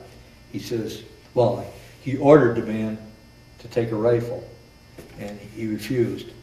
And company commander slammed him back and forth, verbally for a while, and he says, I'll tell you what. He says, I'm going to send you on every single patrol there is. He says, you're going on every patrol. And he says, one of them nights the patrol's going to get hit and you'll beg for a rifle. And the guy didn't talk back. And he got pissed at him. A day or two later, he said, just gave up, and he sent him back to rear supply. There's a rear supply tent that was 17 miles back of the line. And he sent him back there. And the second night he was there, he had a sleeping bag laid out on some canned goods in the back of the tent. The round hit right outside the flap. I mean, not that far from the flap. Shrapnel all through the back of that tent. Took the top of his head right off. So he was safer online than he was back there. Well, straighten me out on something. What do you remember the policy being toward a CO at that time? CO. A conscientious objector. Darn if I know. I mean, wasn't even discussed with anybody I know of. The only thing I know is what I told you, that we got one in and I mean, nobody wanted him around. They sent him back to the rear and he got killed. No, it's interesting. I mean, that they would, I mean, I don't really know much about that either. I guess I always assumed that if a conscientious objector was taken into the service or he must have been drafted, he wouldn't have enlisted. You'd think they keep him in the rear somewhere. Right, they would just, I mean, somebody's got to sit and push. Well, he ended up online. Yeah, I know. Well, that's curious. Yeah. Well, maybe they all along the line figured the same thing the company commander did. That if you get him up there, he'll want to fight. I don't know. Yeah, that's curious. This is when I got over there, I told you I was assistant AR man, then I was AR man for a little while. This was my squad leader. He's a mailman from San Francisco. Oh, okay. I can't remember his name. Actually, he's the one that gave me my nickname. Do you know what my nickname is? I wouldn't hazard a guess. I'm the champ. And we were doing night. We were doing night maneuvers, and of course he was just learning who I was. And he says, "What's your name?" I said, "Chamberlain." And he says, "You're not Chamberlain no more." He says, "I ain't going around yelling, 'Hey, Chamberlain,' in the middle of the night. From now on," he says, "you're the champ." Okay, now where would you say that is? Is that in the that's that first training area. First training area. Yeah, yeah, it's where they stopped us when they. Okay. We got off the ship at Busan, I think it was, and we went by train for almost 100 miles. Oh, really? The train had no windows in it. It was a steam engine. Its top speed was about 8 miles an hour, and we were stuffed in there. And after the train, we got out and we drew ammunition. Big ammunition place to draw ammunition for your rifle, you know. And they told us, take 8 rounds. That's one clip because you're going by truck and there might be snipers. And I thought, holy shit, 1 round, 8 rounds, you gotta be kidding. They turned their back and I took 3 bandoliers. I had 3 bandoliers of ammo. And, I thought 8 rounds ain't enough. Was this guy a mailman before the war or after the war? Oh, I don't know about after the war, but up until he went in the service, he was a mailman. Okay. Yeah. Okay. That part, I remember him telling me. A mailman from San Francisco. Yeah. Yeah. Now these 2 people, this one man here in this picture, I'll never forget. Because he was worse than me. He had a bigger mouth than me, if that's possible. This is. That means you guys didn't get along. Oh no, I got along with him. Did you? Oh yeah, yeah. I got along with him because he was another me. Well, I thought they usually said opposites attract. I'm going to tell you something. Now you say you wasn't a veteran. You pick your friend in the Army. This still holds true today. I pick my hunting companions the same way. You pick your cohorts and your friend in the Army by picking somebody you know won't run out on you, and that you know you can turn your back on you, and you don't have to look over your shoulder because he's got your back. And that's how you pick your friends in the service, I'll tell you. And always pick a crazy. Huh? There's a lot of stories about that. Well, when we're done with these pictures, before we start, there's a question I Yeah, want to ask you. This is the colored sergeant that put me in for sergeant, and I got it. Nice man. And this is the. If you were going to do something in the movies, if you were going to do a skit, this would be the guy. Arky from Arkansas. He's a real. What do they call them people down there? I don't know what they call them, but there's names for people like him. Mm-hmm. Grew up in the swamp in Arkansas, and he don't know any other way than to tell it just like it is. And we had a night maneuver one time where we got the big wigs in from Japan. I mean, the top kicks are in from Japan. So we got to put on a show for them. And I was the AR man when this happened. And they took us back in the rear, and we're putting on we're showing these big kicks. They're sitting back there on the hill. We're showing how we're going through this valley, and we're going to take this other hill. We're demonstrating how we're going to take a hill for these big top kicks.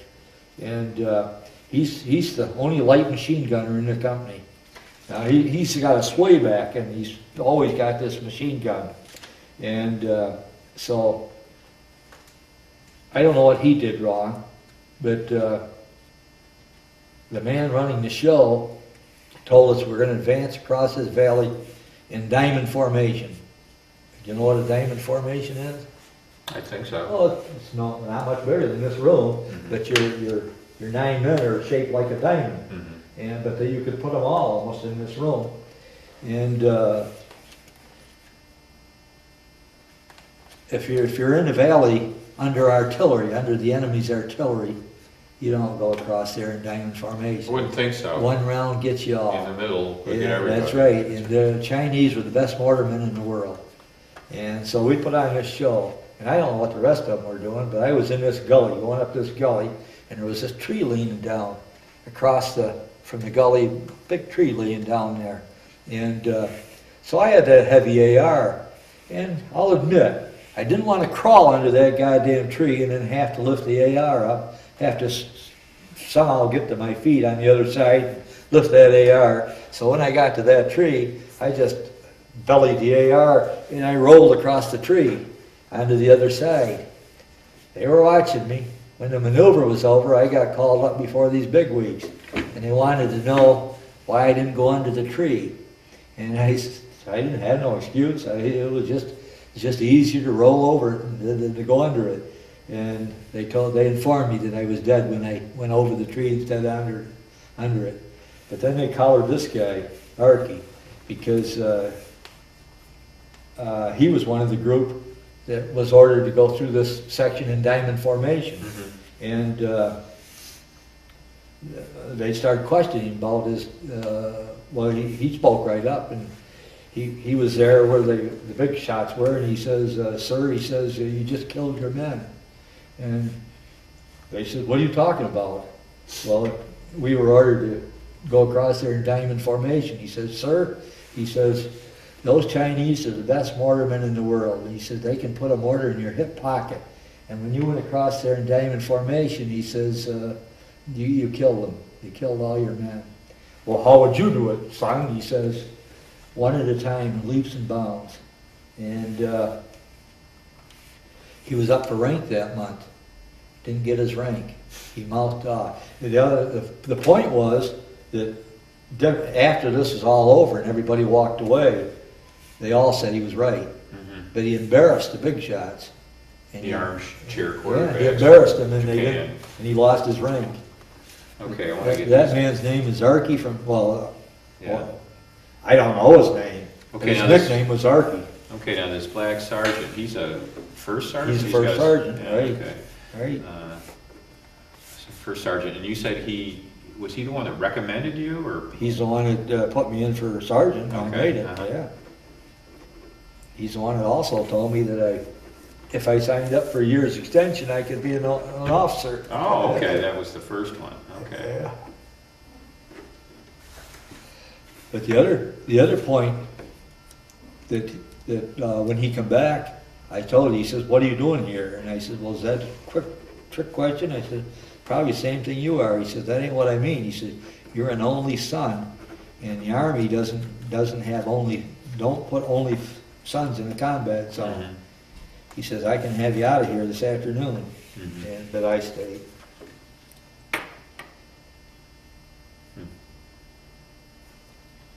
Well, I told your lady that interviewed me here that toward the end of before the truce was signed even, we were getting infiltrators in the area.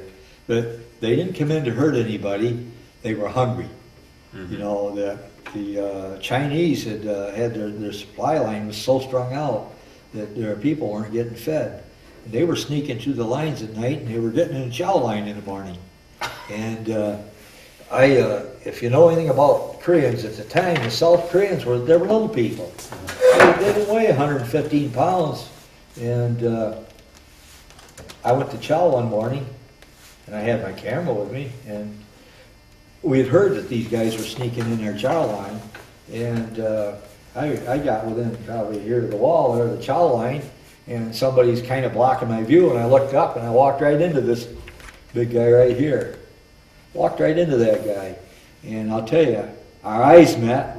We made the eye contact, and I knew I screwed up, and I knew he was a Chinese. I mean, I took one look at them guys. They didn't look nothing like anybody else around there. I took one look at him, and I knew that he was Chinese, and he knew I knew. And he kind of backed up, you know, and got ready to do something. And I knew I was in a bind, and I knew I got to do something, or there's going to be some shooting here. And so I walked right up to him and grinned at him, says, "Can I take your picture?" And he posed. He gives me a pose, see? And I took his picture. And I love So that. these guys weren't there to commit. Who the hell? I didn't ask them or who they whatever. were, I'll tell you that. But they were not in our company. Yeah, they were not South Korean rocks, and they weren't attached to our company. And I didn't ask nothing, and they didn't offer nothing. So you couldn't tell anything from their uniforms or anything, really? All I know is this guy is well over 6 foot tall, huge man. And, well, they're not dressed like any of our people online were dressed. And all I can tell you is they were not part of our company. Where would that have been now? The last line I was on. Okay. Now, I heard when we went online, nobody told us exactly where we are. You're at such and such a latitude or longitude, and this is the name of the hill. Shit, I never knew the name. I never knew where I was from one minute to the next. Right. But I heard that we were somewhere between Christmas Hill and Heartbreak Ridge.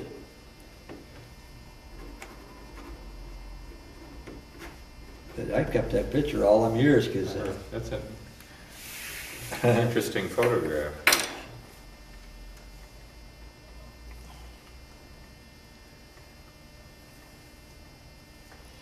So these guys would come in and get something try to to eat, steal disappear. something, or just go through the chow line? As far as I know, just go through the chow line. I never seen any of them any place else except that day in the chow line. They certainly didn't come in by truck or jeep or anything else, and they were there and then they disappeared. They don't look armed, do they? I mean, unless It wasn't sidearms invisible. or something. But I'll tell you, when I met that guy's eyes, he backed up and the reflexes were there. He was reaching for something. Mm-hmm. And I just simply grinned and asked him if he wanted me to take his picture. And that ended that. I thought I did well that day. It's a nice picture too, by the way. One question I wanted to ask, and then I'm going to get my little outline, because we do have a regular format to go through and fill in some details. You've already given us a ton of information and things. You spoke about the us and them, you know, the non-coms, the regular GIs and the officers. Well, it holds true in private life. I worked 40 years in 2 factories, Remington Rand and Schweitzer's. And that was one of my little jokes that I've had all my life is a new man. I worked in a machine shop. A new man comes in a machine shop. And you give him a couple hours, give him a lot of time so that management kinds of fade out of the way, and he's a little bit more at ease. And I managed to work on my way over to him, bump him a little bit, and say, "Hey," he says, I tell him, "You know what the rules are, don't you?" Of course, they don't know what the rules are. And he said, "Well, no, what are the rules?" I said, "There aren't any." I mean, that's one of my standards all from Korea. I used to bump the new men over in Korea and tell them, "You know what the rules are?" And, "No, there ain't no rules. You do what you do, you got to do to stay alive. That's a rule." One of the things that you hear about happening sometimes in war is what they call fragging officers. Is what? Fragging officers, killing officers, shooting officers. Yeah, they. Was there anything? Did you ever hear stories or rumors about that in Korea? Only that's why they stayed in their bunker nights. All when happened. So I mean, it was something that apparently I happened. never heard, not to my knowledge, no. I mean, in Vietnam, it was supposed to be a common Oh yeah. experience. Well, if you wanted to get rid of somebody, it would be the way to do it. But I mean, Mhm. But I mean, that's not anything that you were really aware of or that was talked Do about. you know that, I hate to say this in front of a camera, and especially if Cameron there's doesn't sound. mind. Huh? Cameron doesn't mind. How about sound? Is there sound? Well, anyhow, one of the first warnings you get when you hit the front line, well, you even get it in basic training, is your weapon is your baby. You don't go nowhere without your weapon. Well, I was a lineman. My job was to keep the wire in the trench all the while. And I had an M1 rifle. You strap an M1 rifle on your back. Every time you turn a corner, you shove the barrel in the bank, and you got 4 inches of mud in the barrel. So after a while, like I say, your big shots stayed in the bunkers all the while. They didn't know what was going on, so after a while I said, to hell with it, I just leave the bunker. I'd leave my rifle in the bunker, and I just go out and wire the trench up all day, and I never had a weapon. I mean, there's enough guys around me with weapons. I ain't got to worry about carrying a weapon. But I got in the wrong area one night. Well, I had the whole company, 4 platoons that I had to cover, and I got way off in an area away from my bunker where I had to be. The rule is be back in your bunker at dark. Don't be running around the trench after dark. Well, I had a section I wanted to wire up, and I only lacked a few minutes of getting it done. And otherwise, I'd have to come in the next morning and do it. And if I hung in, I could take care of it in another few minutes. So I stayed out when I shouldn't have, and it got dark on me. And so I'm just about ready to go back to my bunker, which is going a long way through trenches, through different people's area. And they've already got their posts out, you know, they got their men out every so many yards in the trench. And but I got to go through. I haven't got a weapon, and I got to get back to my bunker, and it's got dark. And I hear a lot of noise coming. Our company commander was the biggest man in the company. He filled the whole trench when he walked. Now, he had never even been known to come out after dark before. I never seen him. I didn't even recognize him hardly. But I knew that he was a big man. Yeah. I'm starting back up the trench. Visibility ain't from here to that wall. And I hear a lot of noise coming down the trench, and I know it's him. He's the only one that could make that much noise walking down the trench. He got about 30 feet away from me, and it's dark. Shit is dark from here to there. And I did what I had to do. I halted him. You know, halt. Who goes there? And he says, it's to somebody. I'm your company commander. And I says, well, advance and be recognized. That's the next order, you know. Well, I got him about that wall, and I hauled him again. But by then he could see me. And there I am, barehanded as hell. And he said, soldier, where's your weapon? And I said, back at the bunker, sir. Soldier, he says, what are you doing what are you doing out here at night with no weapon? He says, how the hell could you halt me without a weapon? And I says, sir, you didn't know I didn't have a weapon, did you? He wanted to laugh, I think, but he didn't. He says, you get your ass back in that bunker. Don't let me ever catch you out here without a weapon again. And I never heard no more about it. And I think I struck his funny note. I think he figured, I'll bet he told everybody, he says, damn fool hauled me out of the trench, didn't even have a weapon, he said. But I never heard nothing about it. He let me go, which he didn't have to do. Officers were the only ones who had sidearms? As far as the soldiers, yes, but we had what was he? Indian. Had an Indian named Soccer Basin, right out of the stockade in Tokyo. And all he had was a 45. Mm-hmm. And he was up there because he got drunk and smashed up the Jeep. So they sent him online for punishment. So he ends up in the trench with me. This is before I got to be a in the commo. I was working for that guy who didn't like me. And it was 4 on, 4 off, right around the clock, you know. At night when it got dark, 4 hours on trench guard, 4 hours off, well, and that's when there wasn't if there was 100% alert, you know about that? 100% alert, infiltrators in the area. So they put the entire people in the trench, and you don't sleep from dawn to dark. You do your job all day, but you stay up in the guard all night too.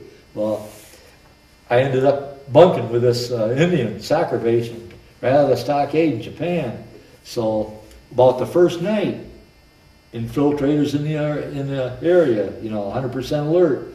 So you got to go out in the trench, and you're about, maybe a little further away from this side, this wall, that wall. You know, so they can't sneak between you. And I got hung up with this guy being the next in line. Well, we cheated. Of course, in order to get through the night, you cheat. What you do is, I move over this way a little bit, he moves over this way a little bit, and one guy sleeps while the other guy guards for 2. So I told him, I said, hey, the way we work it is, I watch for you for 4 hours, and then you sleep, and then you watch for me for 4 hours while I sleep. He said, okay. I spent my 4 hours, and then I woke him up, and I said, hey, it's your turn to watch. He says, fuck you, I ain't gonna watch. And he said, what do you mean? I said, I watch for you, it's your turn to watch for me. He says, listen, he says, I screwed up in Japan. He says, I got drunk and I smashed up their Jeep, and they put me up here on line for punishment. He says, now if I go to sleep and I don't stand guard, what more can they do to me? He said, they can't do nothing more to me. He says, I'm at the end of the punishment line, you know. And I said, oh shit. So I said, give me your 45 and I'll try to watch for both of us. Well, I had a nice spot on the dike right there, well, on the edge of the trench. I had a nice spot. And I got up on that spot and I had that 45 under my hand and I dozed. Now, you may not believe this, but I could do it when I was that age. You can sleep with your ears open. You know what I'm talking about? I think so, yeah. You can doze. You can catch some goddamn good sleep. You can doze, but you're also awake enough so that you can hear somebody coming. And I was sleeping, and I kept hearing footprints in the trench. Footprints, footprints. I thought, Jesus Christ, somebody's coming. I got to get awake. I got to get awake. And then footprints were right up to me. And I heard the damn footprint stop right there. And I snapped myself up, I pulled the hammer back, and I stuck that 45 right in the guy's stomach in Yellow Hall. And I looked up, and all I could see was eyes that big around. Don't shoot, don't shoot. And it's one of them second lieutenants. And I had the muzzle of that 45 right in his belly. And he said, you're doing a good job, soldier. He says, you're doing a good job. He says, I got to go now. Away he went.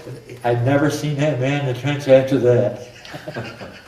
Well, I see why guys weren't in the trenches. I see why the officers didn't come up into the trenches. Yeah. Okay, well, what I'd like to do, because we have to have some kind of a direction or an order to what we're doing. Well, I wondered how you'd work it.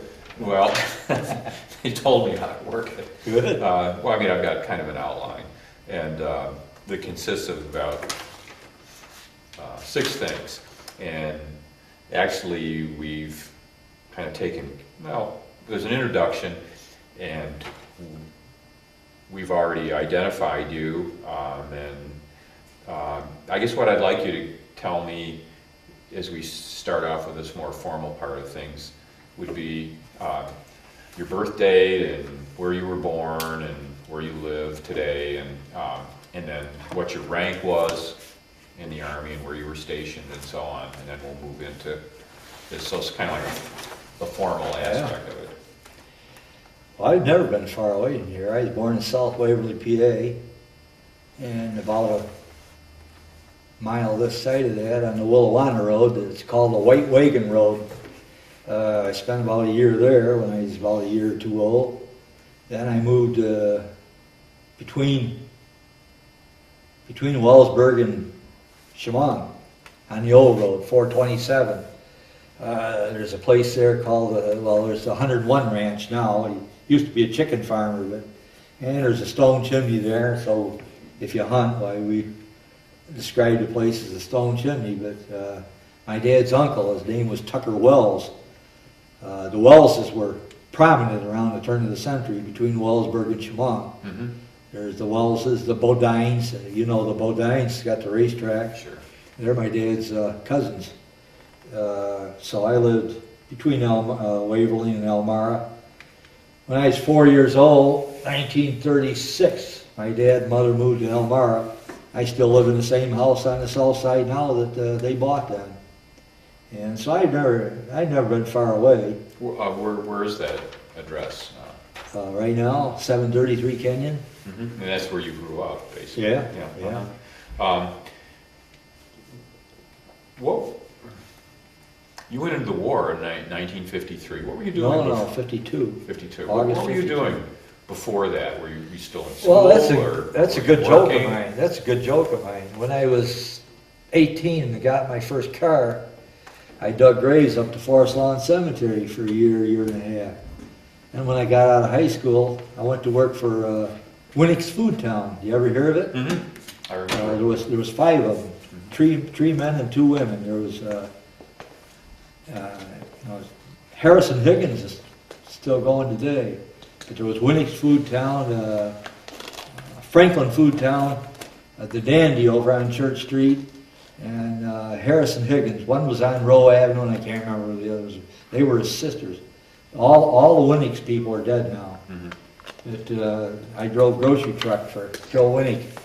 That had his place on South Avenue and Pennsylvania Avenue, right up until I went into service.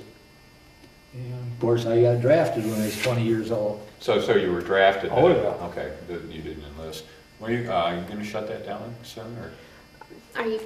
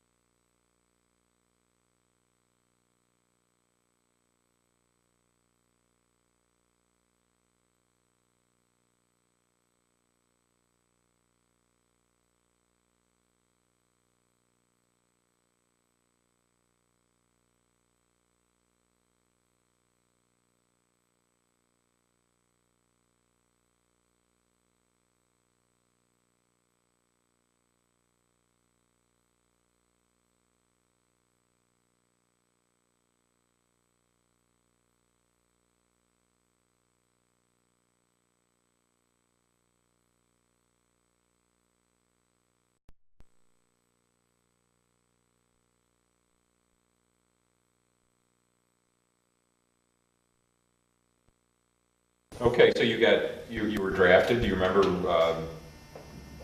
what you thought when you got your notice? Oh, yeah. Listen,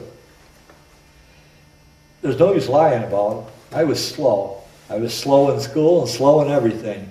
Up until 6th or 8th grade, they put you in a class according to how swift you were. I was in the bottom of all the classes, right up till 8th grade. When I went in Southside High School as a freshman, they put me in an algebra class. I had no training in algebra whatsoever. I didn't even know what they were talking about. What year would that have been? Well, I graduated 51, so that'd have been about 47, wasn't it? 48, about 48. Mm-hmm. Yeah, about 48.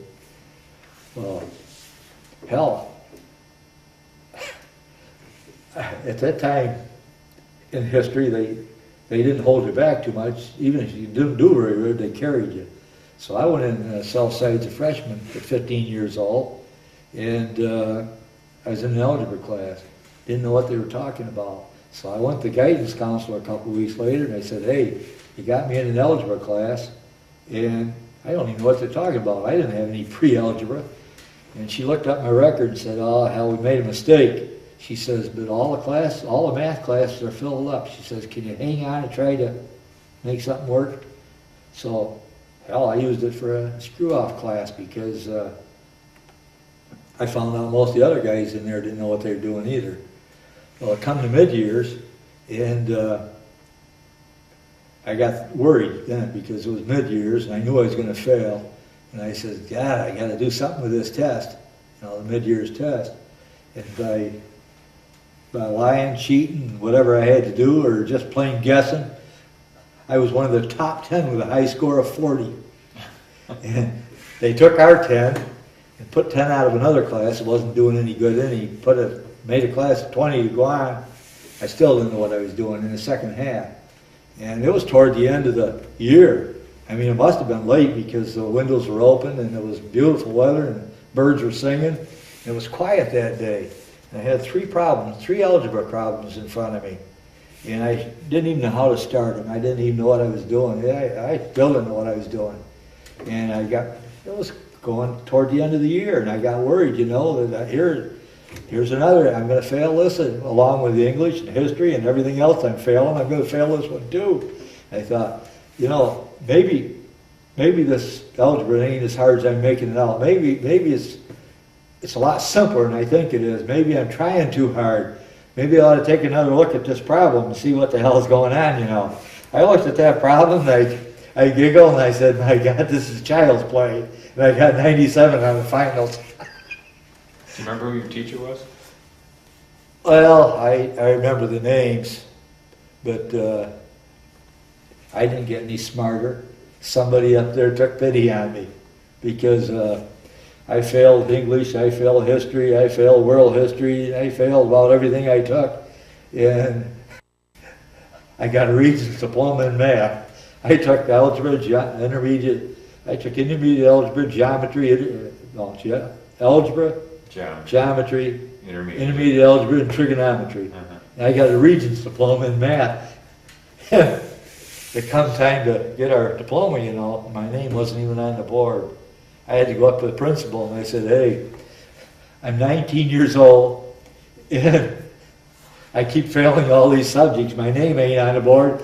I said, am I going to be here another year till I'm 20 years old? And he laughed and he said, no, you're going to graduate. I had exactly the points I needed to graduate.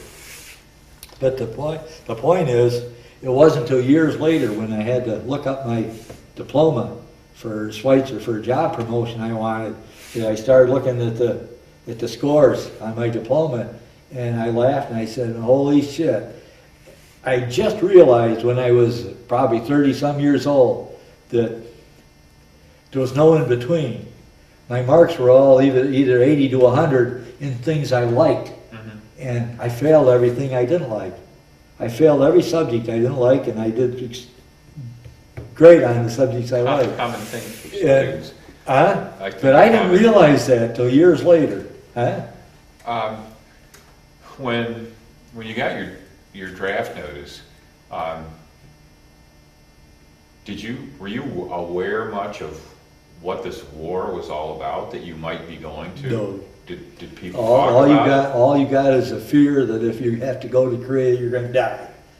That, you figured if you're sent to Korea, you're probably gonna die. So people didn't really talk about it too much on a day-to-day No. basis, as you No. remember. It wasn't like World War II then, where everybody was somehow involved, or No, I don't think the Korean War was exploded like this war. There was no, I told that lady the other day, there was no photographers in Korea. I never saw a photographer in Korea. I never saw a reporter in Korea. I don't think they should take them damn reporters and photographers on all these wars. We were telling the Iraqis what we're doing every damn day. I thought that was pretty stupid. Huh? so. So you knew you'd been drafted, and was it being drafted? Was it a pretty certain thing that you might go to Korea, or didn't you have a clue? No. We learned early on that our outfit was going to end up in Korea. There's very few of them that didn't. What was, you said you'd gone to Fort Dix. Yeah. What was training like for you? I mean, was it a big drastic change in your life?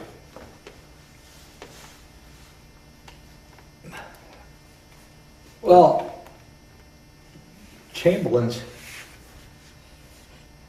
we'd be over 6 foot tall if you measured from the waist to the feet. But we got big asses and long legs and little chest cavities and not much arms. And anything that had to do with, in the training, anything that had to do with legs, and I could do. Sit-ups, body jumps, run, walk 20, 30 miles, no problem at all. I wasn't good at push-ups or pull-ups, but I could do anything. I had a strong back in them days. I mean, I'm one of the ones that made the 20-mile march with 90 pounds of equipment on my back, and had to carry the other guy's rifle too, because he couldn't carry it. But Was the training such that you think it prepared you for what you were going to face when you got to Korea? the training was good, yeah. Well, put that with the fact that, well, I had an edge. I had an edge in the fact that my dad took me hunting when I was 10 years old, stomping brush piles, and by the time I was 15, I was fast. I was very fast. I could step on a brush pile here, and forever run all I could shoot him for. He went 4 feet. And hunting, learning the land, learning how to, well, it's called cover and concealment. I had an edge on city boys, and was basic training something that was really tough? Do you think? I mean, was it an ordeal, or? no, I'm one of them people that years ago, one of the presidents or somebody talked about, I think it was Eisenhower, might have been, talked about universal military training right out of school, where as soon as you graduated, you had 18 months universal military training for everybody. And I thought it was a great thing. I thought, look, like I told you, I was slow in school. Hell, let's face it, I was slow mentally. And here I am, a farmer. My people were all farmers. Never been away from home. You want to call a spade? Shit, I was probably scared of my own shadow in them days. And basic training was scarier than hell to me. And I remember a particular incident that probably motivated me. You know, I told you that I resented like hell these people, drill instructors, that grab you by the chest and put their face right in yours and scream at you. I resented them people like a son of a bitch. And we went into grenade training one day. We was having our first grenade training. And probably because I was one of the smaller people. Like I said, I went in at 123 pounds.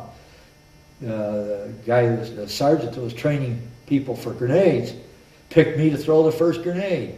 Well, I told you, I don't have no upper arm body strength much to speak of. So, you know, In them days, it was a 10-second fuse. You hold the pin down, you pull the pin, and when you release the handle, you got 10 seconds. You release the handle and you say 1, 2, 3, 4, and throw it. That gives 6 seconds to, well, in Vietnam they lowered that a lot less than 10 seconds because they were throwing them back at us. Mm-hmm. So anyhow, we get behind this sandbag shit, and he tells me, pull a pin, count to 4 and heave. And I pull a pin, I count to 4 and I heave. Well, I probably didn't heave it very far. I probably only heaved it twice the distance to this room. And it went off. And I didn't think nothing about it, except the next thing I know, he did just what I said. He grabbed me, threw me to the ground, got his face about 10 inches from mine, screaming at me, "You dumb son of a bitch, you just killed half your squad." Yeah, I says, "What did I do?" He says, "You didn't throw it far enough." He says, "You're going to do it again, you're going to throw it twice as far." Well, you know, he scared the living shit out of me, but he also pissed me off.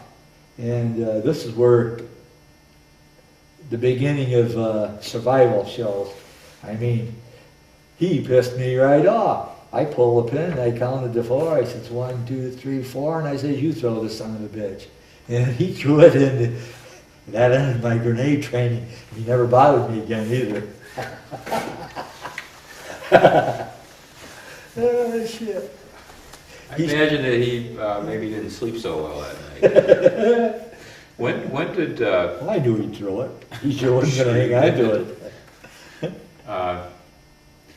When did you find out what unit you were going to be in or assigned to? How did they work that out? What did I say?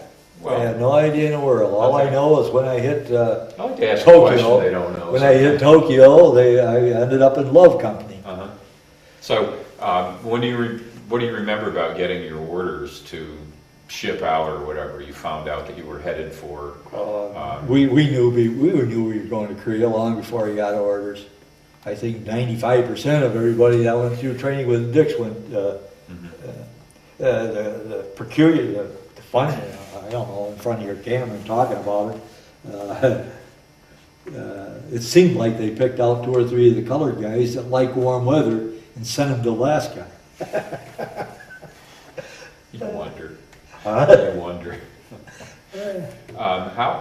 How did they make your travel arrangements? I mean, you were at Fort Dix. I mean, did everybody get on a train together, like a troop train, and head for Seattle? No, or? I went to Seattle by plane. Oh. And, By military plane. I don't remember it being a military train. I think it was that little two-engine Mohawk right out of the Chemung County Airport. Because that's the one they bringing us back in. That's the one I was halfway over the Rockies when the engine went out. So you had orders to, somehow to report to Seattle. They made arrangements. Right. They made all the arrangements. I left the house the day after New Year's, and we ended up in Seattle. And we were there till the 21st when we boarded the troop ship, the Hannibal. Took us 4 days and 4 nights to get to Tokyo. And there was 5,000 troops on that ship, and 4,000 of us were puking over the rail. I was going to ask you that. Oh yeah, I puked over the rail all the way to Tokyo. I ate an orange a day to stay alive. I had trouble holding that down. And where did your ship dock? You went to Japan first. Yeah, we went to Japan. Now, how long were you there, and what did you do? Only a couple days, just long enough to draw your gear that you showed me that one picture, and we were taken to the rifle range to qualify for the M1 rifle. And that's a cute story. My qualifying at Dix and in Tokyo was a joke. On the rifle range in Dix, the day they took us to qualify, I think I fired one shot at 300 yards, and the gun jammed. And you hold up your hand when the gun jams. The guy come along, he frees my gun up. I fire one more shot, and the gun jams again. I hold up my hand, he comes along, clears it. We load it again. I fire one more shot, and the gun jams. So he takes the gun away from me and puts it in ordnance, and I'm done shooting. The next day, they got me listed on the bulletin board as an expert. And I didn't even think they ever scored it down the other end. Well, almost the same thing happened in Tokyo. They give me this M1 rifle, and they take us out on the range, and we got 5 rounds. We got 3 rounds to zero in, two extra if you need them.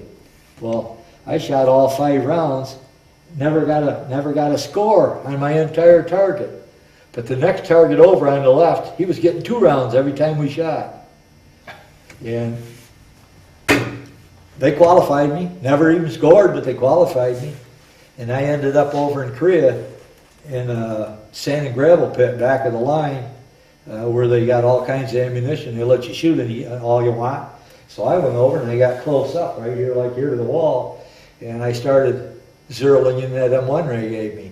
And even at 30 or 40 feet, I'm shooting 3 feet to the left. And I'm moving over, click after click after click, and they got 8 right windage and 8 left windage on your M1 rifle. And I finally got it in at the last click. At 8 right windage or whatever it was. I got the sight clear, sticking way off the side of your gun. I got the sights. Your barrel's this way and your sights are this way. And that's why I didn't hit nothing in Tokyo, because the goddamn barrel, either the barrel or the sights were bent, because you weren't even looking down the barrel to get the shot where you wanted it. Now that's another reason why I left that M1 rifle in my bunker every time I went out and fired. Didn't need it anyhow. Now, overall, though, that was supposed to have been a very reliable weapon, wasn't it? If I got one that would shoot straight, it's for hitting power, for killing power, and distance, you couldn't beat it in them days.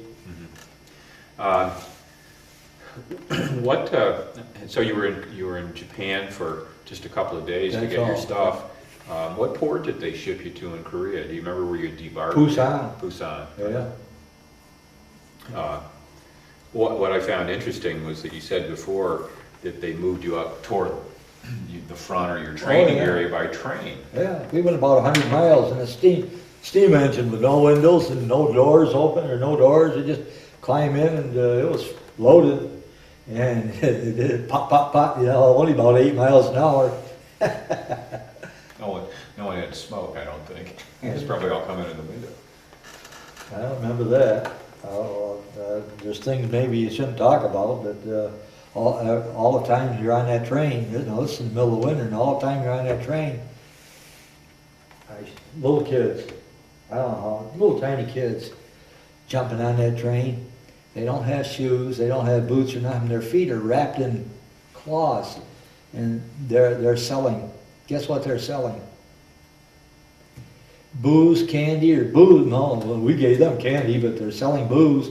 I don't know where probably the soldiers are giving the women booze for you know what, and then the women are reselling the booze. But these little kids are getting on train with cans of beer. They're getting a can for beer. And but what they're really selling is their mother. They're selling prostitute.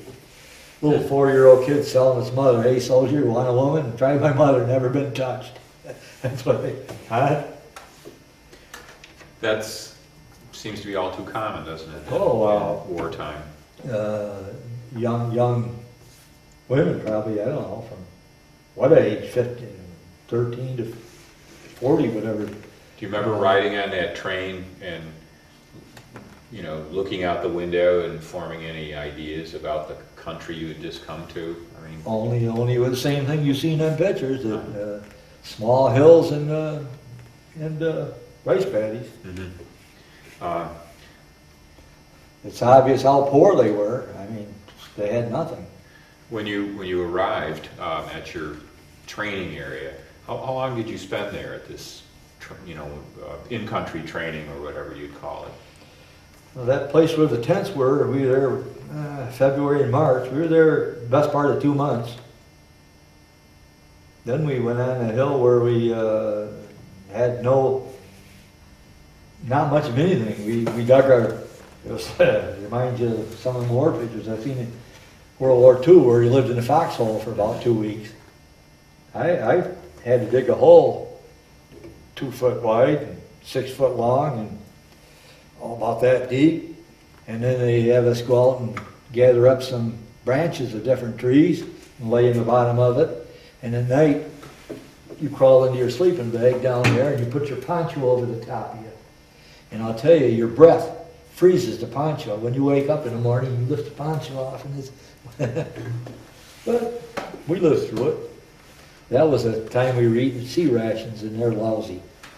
I was going to ask you about that. Well, when you got to the actual front, so to speak, how did you guys survive? I mean, as far as the food you had to eat, Sea ration. was food regular? I mean, did you eat regularly, or? Well, we didn't starve, but sea rations are bad.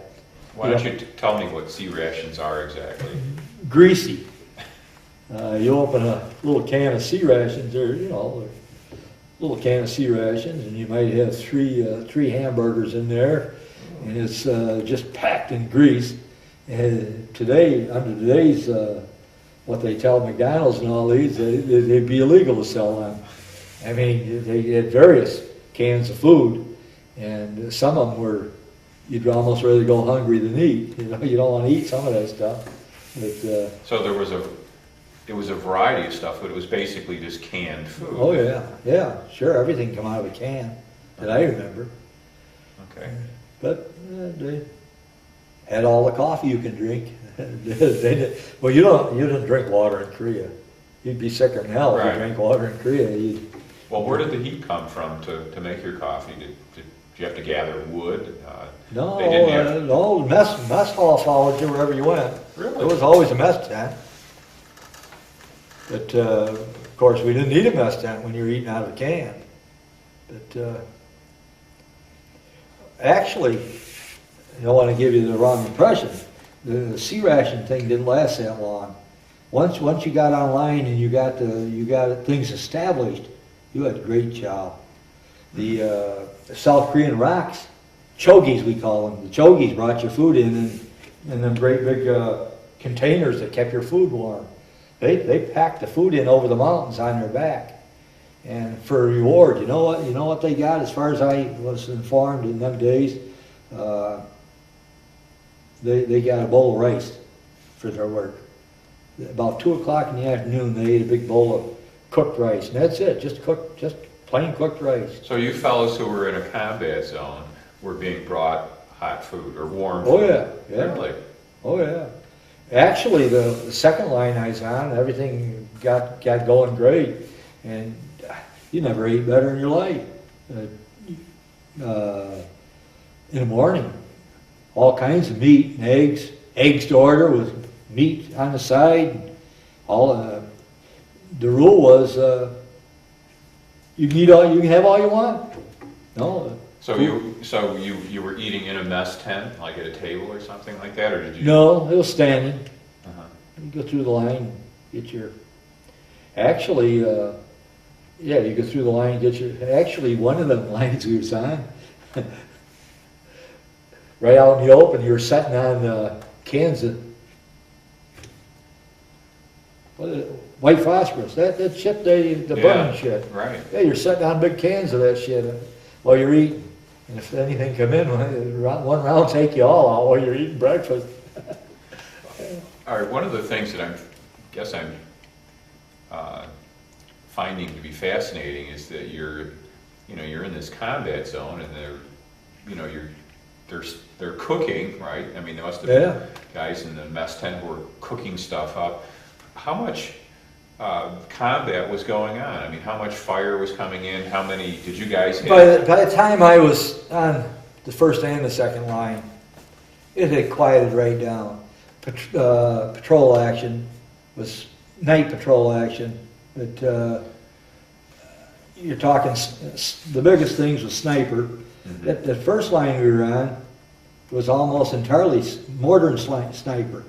The sniper killed more than anybody else. One line first line we was on, sniper was getting the guy about every 15 days. Mm-hmm. We lost 4 or 5 men. Now, only one was killed. I was telling that lady, the first time, we'd been there less than a week, and the sniper got a guy. So I'm asking, well, is he dead? No, they shot him in the leg. I said, well, what do you mean they shot him in the leg? Well, they hit that bone right there, halfway between the knee and the hip. They hit that bone. And I said, well, he ain't so hot. He shot low. And they said, well, you dumb son of a bitch. he's an expert. He says he didn't shoot, he hit exactly what he was aiming for. Well, I says, well, why did he only wound the guy instead of kill him? He says, think about it. He says, if he'd have killed that man, he put 1 man out of action. But if you wound a man, you put 5 men out of action. There's one guy there's a wounded man on the stretcher, there's 2 more carrying the stretcher, there's the guy that's administering the IV and all this, and then there's the battalion 8. He says, you wound a man, you put 5 men out of action, you kill him, you only put 1 man out of action. And that sniper, in the time I was there, took a total of about 4 men, shot the bone right there. He only screwed up on the last man. We got a guy in the company, his name was Washington, one of the names I remember. He was over 6 foot tall, and they didn't get a flak jacket to fit him. The flak jacket was riding high on him, and he was only there for about a week, and he's walking down the trench to chow, and they shot him an inch above the hip bone and a ½ inch under the bottom of the flak jacket. Right up under the flak jacket they shot him, and out through the rib cage on the other side. And we were all coming back from chow, and I had that camera, my commo sergeant was with me, and here's this guy laying there with the blood and half his breakfast coming out of his cheek, and my commo sergeant tells me, take his picture. And the guy's still conscious. He's looking up at me, and his intestines hanging out that far.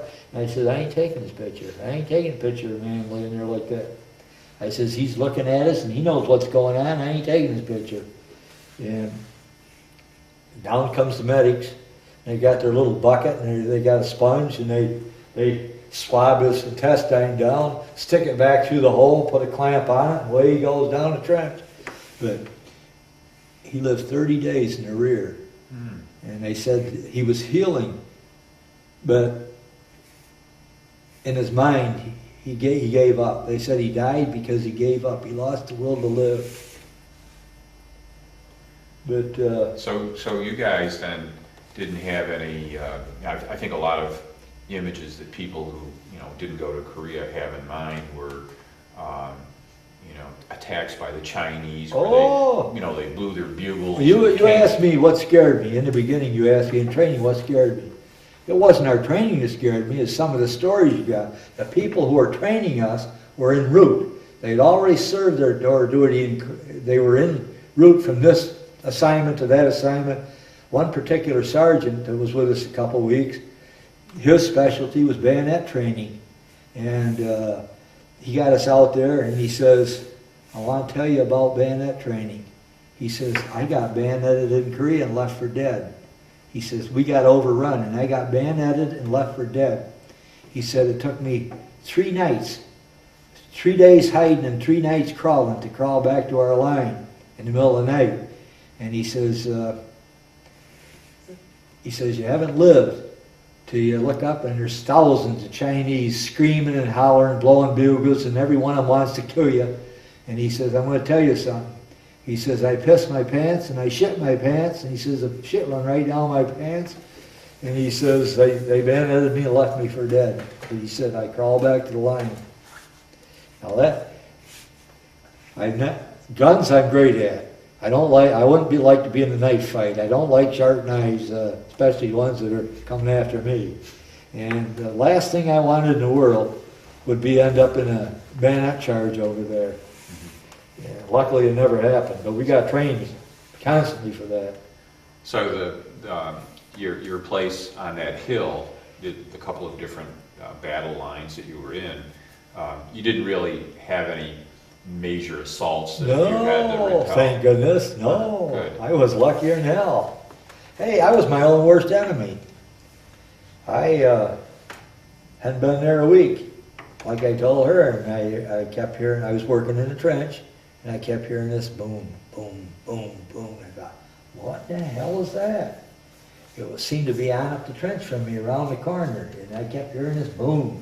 And I kept working my way up the trench. I rounded a bend, and there's a bunker there with a wooden door. And I opened up the door, and the guy's standing there, and I said, what's that noise I keep hearing? He grabbed my arm, pulls me in the door, and shut the door, and the mortar hit right there. He says, "You goddamn fool, we've been pinned down here for 20 minutes, and you walk in." He says, "They've been pinned down with mortar." That's what I kept hearing.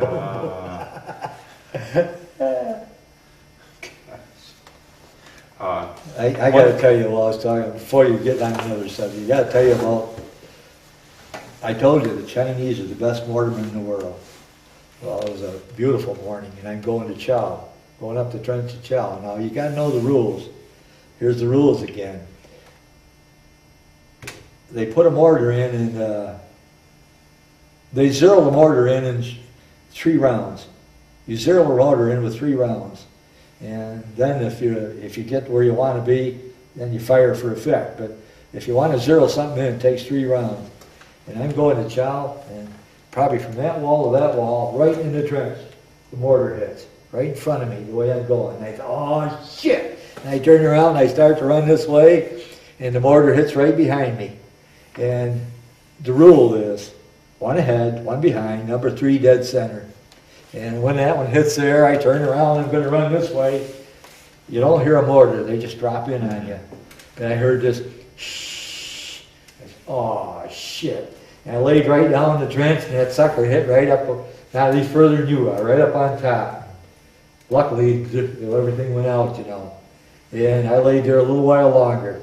And I said, well, that's 3. And I waited a while, nothing more. So I got up and go to chow. Well, chow wasn't that far away. And when I rounded the bend to go up where the chow area was, I got a standing ovation. Everybody was watching me get run down with that mortar. You could almost take that personally, couldn't you? Well, they were using me to zero their mortar in, I'll tell you that. Were there any instances of, you know, one of the things we've been hearing so much about in this war in Iraq now is friendly fire? You know, oh yeah. A lot of men oh killed yeah. by, oh yeah. I can remember 2 incidents easy. Yeah. Our backup company on the hill behind us is Mike Company, heavy machine gun, 50 caliber heavy machine gun. And I'm in the trench with my commo sergeant one time. And we've been working, and now we're walking back to our area, and I'm in the lead, and right in front of me, the trench right in front of me, I see these little puffs of dirt, and here's these little holes forming right in the trench in front of me. And I said, hey, what the hell are them little holes right there? And he says, down. We lay down, the trench comes right over our head. Mike Company up there, we had to call up and shut him down. Mike Company's putting in a volley down there, and they're firing low. They're firing right. They're supposed to be firing down onto the hill on the other side, into the other outfits, you know, onto the North Korea side. But they're shooting low, and they're loading up our trench. And if I hadn't seen them little holes and got down, we'd been cut down. But that was just the easy one. The other one is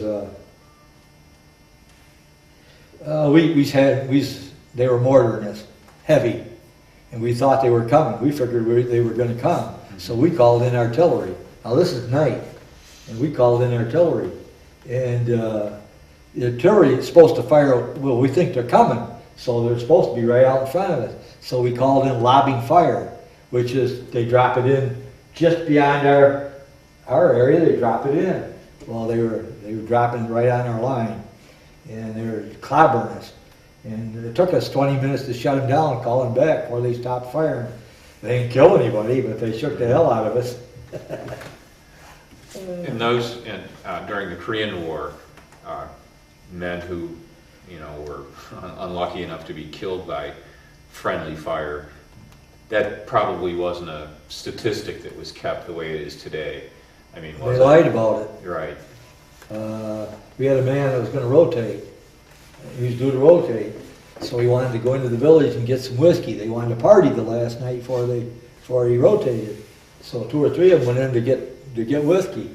And this probably ain't something you want to record. You know what the hell? Yeah, actually they do. I think everything. So they bought some whiskey off the villagers. I mean, hard stuff. You know, the hard stuff, not beer, not homemade beer, but whiskey. Mm-hmm. And they bought a 5th of whiskey, and I don't know what the price was, but one of the 3 guys that went in there to buy it didn't want to pay it. He says, I ain't going to give him that. I ain't going to pay him that for that. He says, fuck paying him, we'll shoot the son of a bitch. So here's 3 drunks arguing over whether they're going to pay for the whiskey or shoot him. And the guy, they're wrestling over a rifle. One guy's going to point the gun at the Koreans and shoot them for the whiskey. Well, they're arguing over that, and they're arguing back and forth, and the goddamn rifle goes off and shoots that guy right in the arm that's going to rotate. Of course, that ended worrying about shooting anybody. They got to get him back to the medic. And they get him back to the medic, and he's drunk, and they know what he'd been up to, and the medic there, whatever you want to call him, the medic, they patch him, they sew him up, patch him up, and write him up as hell. He's going to get a Purple Heart when he gets home. You know, they warned him up as shot by an enemy during an armed conflict. They lied like hell. Wrote him up for a promote. They could have court-martialed him. Instead, they give him they wrote him up for a citation. When you were up at the front line, there must have been a lot of downtime when you weren't really under attack or assault. You were just there, and you try to hide in them times because they pick you off for some project. You know. Right. What did you do with this during this time when there was no actual fighting going on? You were just kind of there. I mean, what did guys do to pass the time? I don't know. I didn't have any downtime. I was a Really? wireman, and I worked in a trench from dawn till dark. But You think a guy with just a GI with an M1 in a trench somewhere, he might have had time then? You were busy. you ain't going nowhere. You can't leave your Right. assigned area. So Uh-huh. I never thought about what they did. Well, did you have time to write letters? Did you get mail from home? Was it regular? The only mail I got from home was giving me hell every day because I didn't write letters. Now, who was this from? My mother and your father, yeah, my mother. My mother was the boss at our house. My mother wore the pants in my house. She made the decisions and ran things. I take it that you didn't The start. only mail I sent home was for the picture, the film I was sending home and getting back. I probably only wrote 2 letters all the time I was over there. Uh-huh. Did you ever get packages or anything? Did other guys, or didn't they do that? No, I don't ever remember that, no. Uh-huh. Do you, one of the things I think, you can't be in that situation without being a little superstitious and without believing in luck and things like that. Did you have any superstitions when you were in a dangerous situation, things that you tried to... You're getting into a subject that I don't know how other people handle it. I seen a couple men go home over there. They didn't go home in a body bag, but they might have well. There was a guy over there. He'd been there a long time, and this is not long after I got there. And I'd been in his bunker where at the end of his bed, he's got a picture of his wife. His wife was beautiful, blue-eyed blonde. She was absolutely beautiful. And the only 2 times I was in there in that bunker, he's sitting on the side of his bed, and he's looking at his wife's picture, and he's saying, "I gotta go home. I gotta go home. God, I gotta go home." And it wasn't much over a week after that, and they sent him home. But they didn't send him home because he was due to go home. He went home more or less in a basket. He couldn't hack it. They married men had the most problems because I suppose some of them was worried about what the wife's doing while they're over there, and some of them couldn't handle it. But Did you get leave when you were at the front? Did you? I mean, they gave me 2 days once. They call it Scotiar. They'll send you back 100 miles to a safe area where you can eat and drink and relax. And I went once in the 13 months I was over there. Really? And the other time, in August of '54, I got sent to what they call Scotia. Yeah. Let's see. A&A, they used to call it. But of course, you know what A&A is? I can guess. Alcohol and ass. Yeah, I would figure. Yeah, I got an 8-day vacation in Tokyo. And I swam in some of the best clubs in Tokyo, and I was in a great hotel in Tokyo. And Now, the military paid for that? oh yeah, sure. Uh-huh. And after we got there about midnight, and the hotel manager come down and, well, there's certain things I shouldn't say on in front of the Well, you have to be the judge of that, Mr. Chamberlain. Anyhow, one of the special treatments I got from the hotel manager was he says, I'm not allowed to exchange so much American money for Japanese money. And he says, I make more in this hotel than I'm allowed under the government rules. And he says, I need to exchange American dollars for Japanese dollars, and I can't do it. But he says, you can exchange all the money you want for Japanese for American or American for Japanese. He says, how'd you like to be my banker? He says, if you exchange money for me once a day I'll send you to the bank. If you'll exchange money for me, he says, I'll get your breakfast will be free. You leave your boots outside the door, your hotel room, they'll be shined every day. I'll give you a free taxi fare for any place in Japan or any place in Tokyo, and I'll bail you out of jail for anything less than murder. Yeah, I said, you just hired a banker. So I did his banking every day for 8 days. Now, this was toward the end of your... No, it was August of 54. 53. 53, so you still... Yeah, August Yeah. 53. What kind of a city was Tokyo in 1953? Thriving. Really? You wouldn't know that it had been ever been, and the people were great. I mean, you're talking 53 is only what? 8 years. 8 years after World War we II. clobbered them. Why, Yeah. you'd think they'd be hostile. If they were, they didn't show it. They were very courteous, very nice. Curious thing was taxis. Nobody drives like that. I mean, you know who has the right of way in Japan? The guy with the fastest foot and the loudest horn. One horn on the one foot on the gas, one on the brake, and one hand on the horn.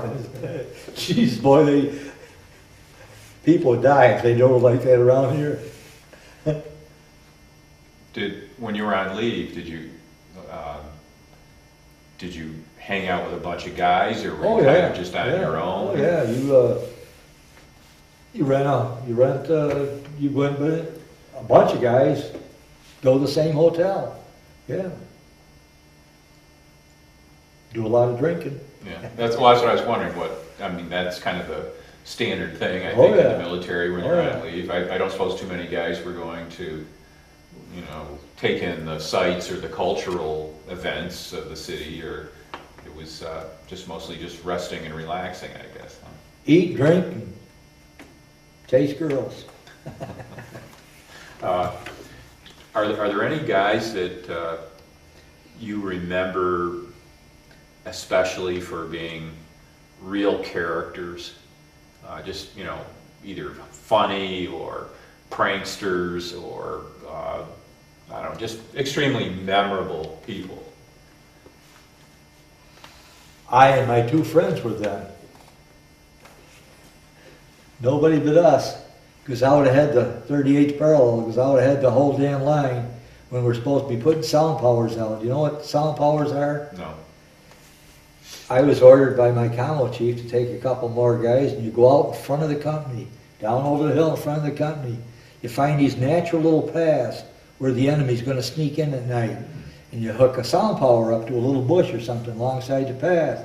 You run a line, you bury it, you run a line back up the company, you put it into an amplifier, you hook it up to an amplifier, and a sound amplifier. So you got all these sound powers out in front of the line that's hooked up to a box, an amplifier, where a guy listens every night. And if he hears somebody coming, call in artillery, or you alert the line. And we're out there putting out sound powers. We're chasing pheasants out. There's pheasants all out through there. And I tell the boys, I said, holy shit, we should go pheasant hunting. Well, let's do it. So we go back and we get on 2 carbines. And we go down over the line. We're between us and the North Koreans or the Chinese. And we're down in this kind of like a slope in the hayfield there. We fan out and we're shooting at pheasants when we're supposed to be putting sound powers out. Well, we'd already connected up a couple. And of course, we didn't get no pheasants. We missed them all. And we went back to hook up a line. And that colored guy I told you, that clerk, Joe Cassi, the colored clerk, he's about going nuts down there. He said, are we being attacked? And I says, what are you talking about, Joe? He says, I keep hearing fire. And he says, they're shooting out there. I said, oh, shit. Joe, I said, that was us. We're shooting pheasants. Oh, my God, he said, I almost called in artillery, he says. That Scotia I told you about, 100 miles back in the line, 2 of them guys I was with wanted to go pheasant hunting. So we go back pheasant hunting. Now, this place ain't even been, what do you call it? It ain't been cleared for, booby tracks or anything. Well, we go out there and we get this hayfield. Pheasants don't fly straight up in Korea. They lift off the ground about 4 foot. They'll go 100 yards and set back down again. We're hunting into the skyline. And a bunch of pheasants took off. I got my M2 carbine lined up. I'm squeezing the trigger. And just as the time I'm ready to squeeze the trigger, there's a face right on the other side of that pheasant I'm going to shoot at. And I let the trigger go, and I go like that, and it didn't go off, luckily. And this guy over there, the pheasants went on by him, and he come over where we were, and he's a colored guy, and we started shooting the shit. Well, I've lost my other 2 hunters, and he wants to go pig hunting, this guy I just met. So I said, all right, we'll go pig hunting. So we get into a swamp up there. These are wild hogs? Oh, yeah. We get into a swamp up there with them big stalks, and there's runways in there. And they're about that wide, but they're only about that high. So you got to bend over to go up these pig runways. I got over in there, I don't know, 50, 60, 70 feet, and I heard the grunting. And I said, oh shit, now this ain't for me, because they got tusks. Yeah. And you're stuck in there. You can't turn around or nothing. I backed the hell out of there. I had enough of that. And we got out of there, and that guy left me. And I thought, well, shit, I'm going to do a little exploring. So I go up on this side hill. There's a trail leading along this side hill. And I go up on the side hill, and I find all these caves up there. Oh, geez, there's old rounds laying all over. There's tin cans, what do you call them? The things I tell them to eat out of. Nests? Yeah, what do they call them? Oh, sea rations. Sea ration cans all over. You can tell they had a hell of a battle up on that side hill. There's all kinds of shit laying around casing. I'm on a footpath going along here, and I'm looking at them caves and all that shit. And I tell you talk about scared. This is one of the scariest moments of my life. I was walking down that path, and all of a sudden I got a tug on my leg. And I look down, and I got a line strung right out below my knees. I got a line strung right out. And it's pretty tight. And I look over where you are, and it's tied to a tree there. It's a black nylon line. And I look over here, not 3 feet over here is one of our green concussion grenades. And I thought, oh shit, that ain't 3 feet from me. But I thought, have I tripped it? I didn't hear the pin or nothing. I didn't hear the pin. And I'm sitting there with my leg against that goddamn string. And I thought, I hope it ain't one of them that when I move my leg back that it'll work either way. It works either way, whether you pull the pin or don't. And I thought, oh shit. The best I can do is back up and leap to the side. And I said, I'm going to get it. If it goes off, I'm going to get it. That's all there is to it. But I'll tell you, in less than a few seconds, in less than 5 seconds, the sweat dripping right off the end of your chin. Yeah, I backed up and it didn't go off. And actually, it was my job to disarm that son of a bitch, but I got the hell out of there. That ended my pig hunting and all my other activities up around there. But how much were you aware of the time when you were going to be finally leaving? I mean, were you counting days? Did you Oh, know geez. by a certain day you were going home, or Well, I knew that my time was coming up. You get about 4 points a month in the combat zone. how did that punch? Explain that point system. Well, you had to have 30-some points. Let's see, 4 times 12 is 36. 48. So you got to have, huh? 48. 4 times, well, it wasn't that much. It was in the 30s, whatever it was. Maybe it was, I don't know. It was 4 points up on the combat zone. If you're back a few miles, it's 3 points. And as you move back to safe zone, you're going to be out of service before you get enough points to rotate. But I was there from February 1st till a couple of weeks into March the following year. So, but yeah, I knew that I was getting close, and I didn't smoke. I've never smoked in my life. In the last week to 10 days I was there, I was using one to light the other. And the day my orders come down, I threw the cigarettes away and I said, I'm going to replace them with beer and sex. I've never smoked since. That was pretty common, wasn't it, for men to smoke? I mean, at Oh, the yeah, front at that time. yeah. I mean, it was a pretty Well, accepted thing. I was probably one of the few non-smokers there. Almost everybody smoked. Uh-huh. Everybody I grew up with smoked. My friends are all dead with lung cancer. I know that they used to send smokes Oh yeah, they were free. free to the Oh yeah, men. Yeah. your cigarettes online.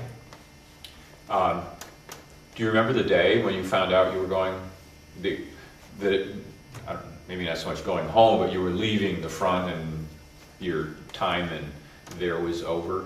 Do you recall that? Well, I was happier than hell to be going home, but in one sense, I was sorry about losing all my friends too.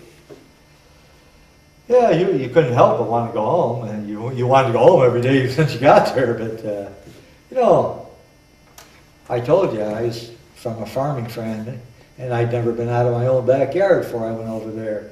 And that year I spent in Korea was the most interesting year of my life. It's the highlight of my life. The combat situation was one in which there were casualties, but not huge numbers, so you were able to develop some relationships. Oh, when I was over there, it was all it was either sniper or a mortar sniper, patrol action. We lost. We had. Oh, I didn't say we lost more on patrol, but I know I had to do a patrol.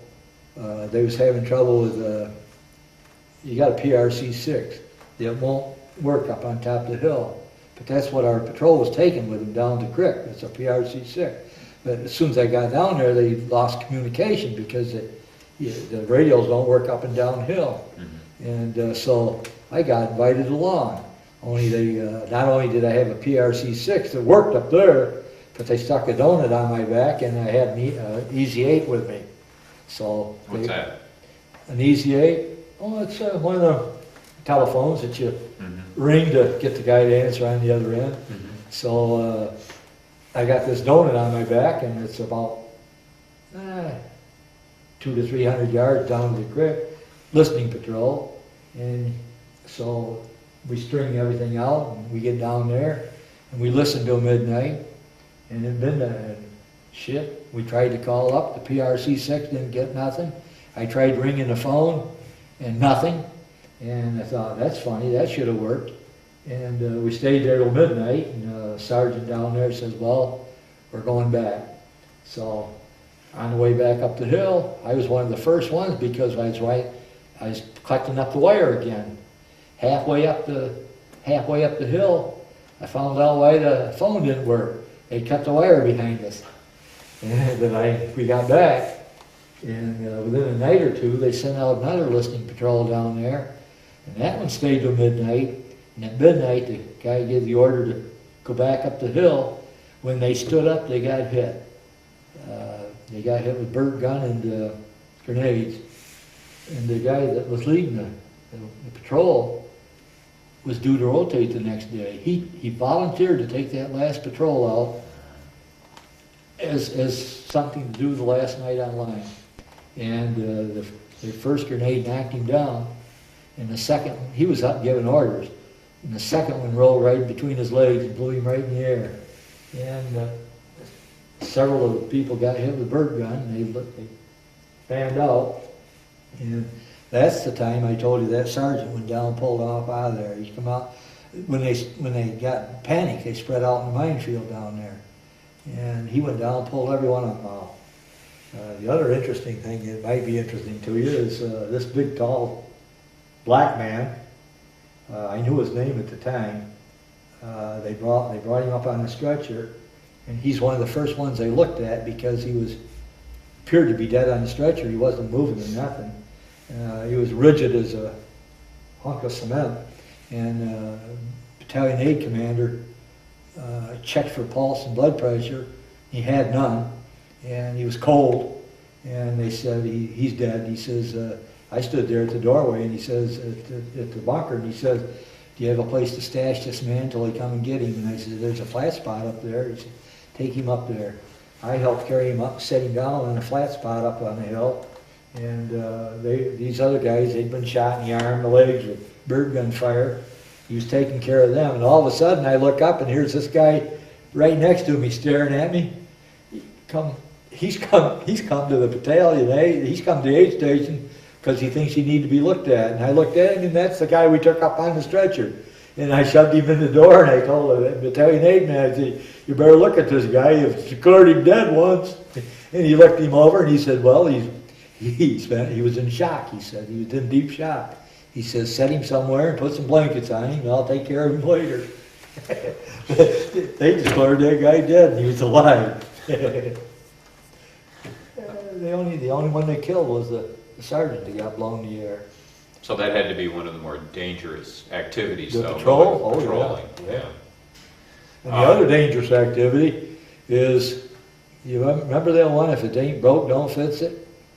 We're the instigators. Day after day would go by, and nothing's going on. It's a nice day, nothing, no activity whatsoever. But some smart ass on our side would bring up a new weapon, like a 57 recoilers or something, and they want to zero it in. They want to shoot over there and zero it in. So they got the position already there, and they had the two men there, and they got a spotter, and they found a bunker over on the side hill over there on the other side where a sandbait had slipped off, so you know that there's a bunker there. And he says, that's your target, he says. Well, they hair-sighted this goddamn 57 in, and the guy, they're laying on the ground, they tap him on the shoulder, and he fires, and the spotter says, well, shit, you fucked that one up. He said, you hit about a mile over the hill, he said.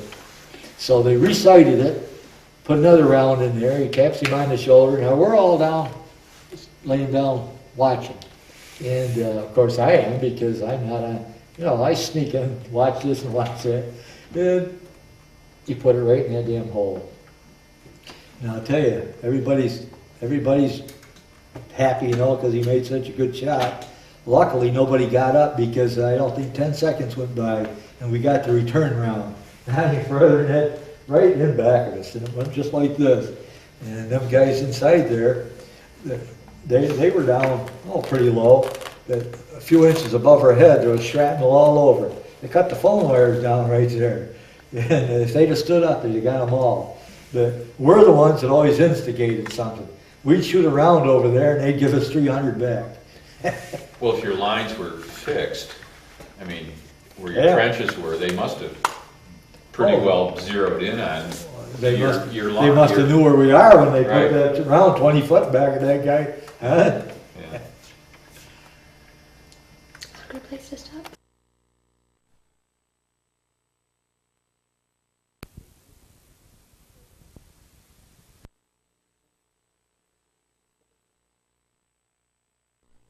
And I can shut it off or something. I think that's what I did last time, right? Go ahead and just push this red button. Thank you. Can you make it so I don't even have to get up? You got it. You want, a while ago you wanted something humorous. Well, I was just wondering if there had been, One of them other nights when I stayed out in the trench too long and I was coming back to my area, I stayed out too long, and I rounded the bend, the moon come out, and I seen this one position there, there was a silhouette where there was a guard there. But I made a couple turns. When I come out where I knew he was supposed to be, he wasn't there. I said, oh shit. And I went by the spot. I thought I got by it. And a voice right down in the bottom of the trench said, halt.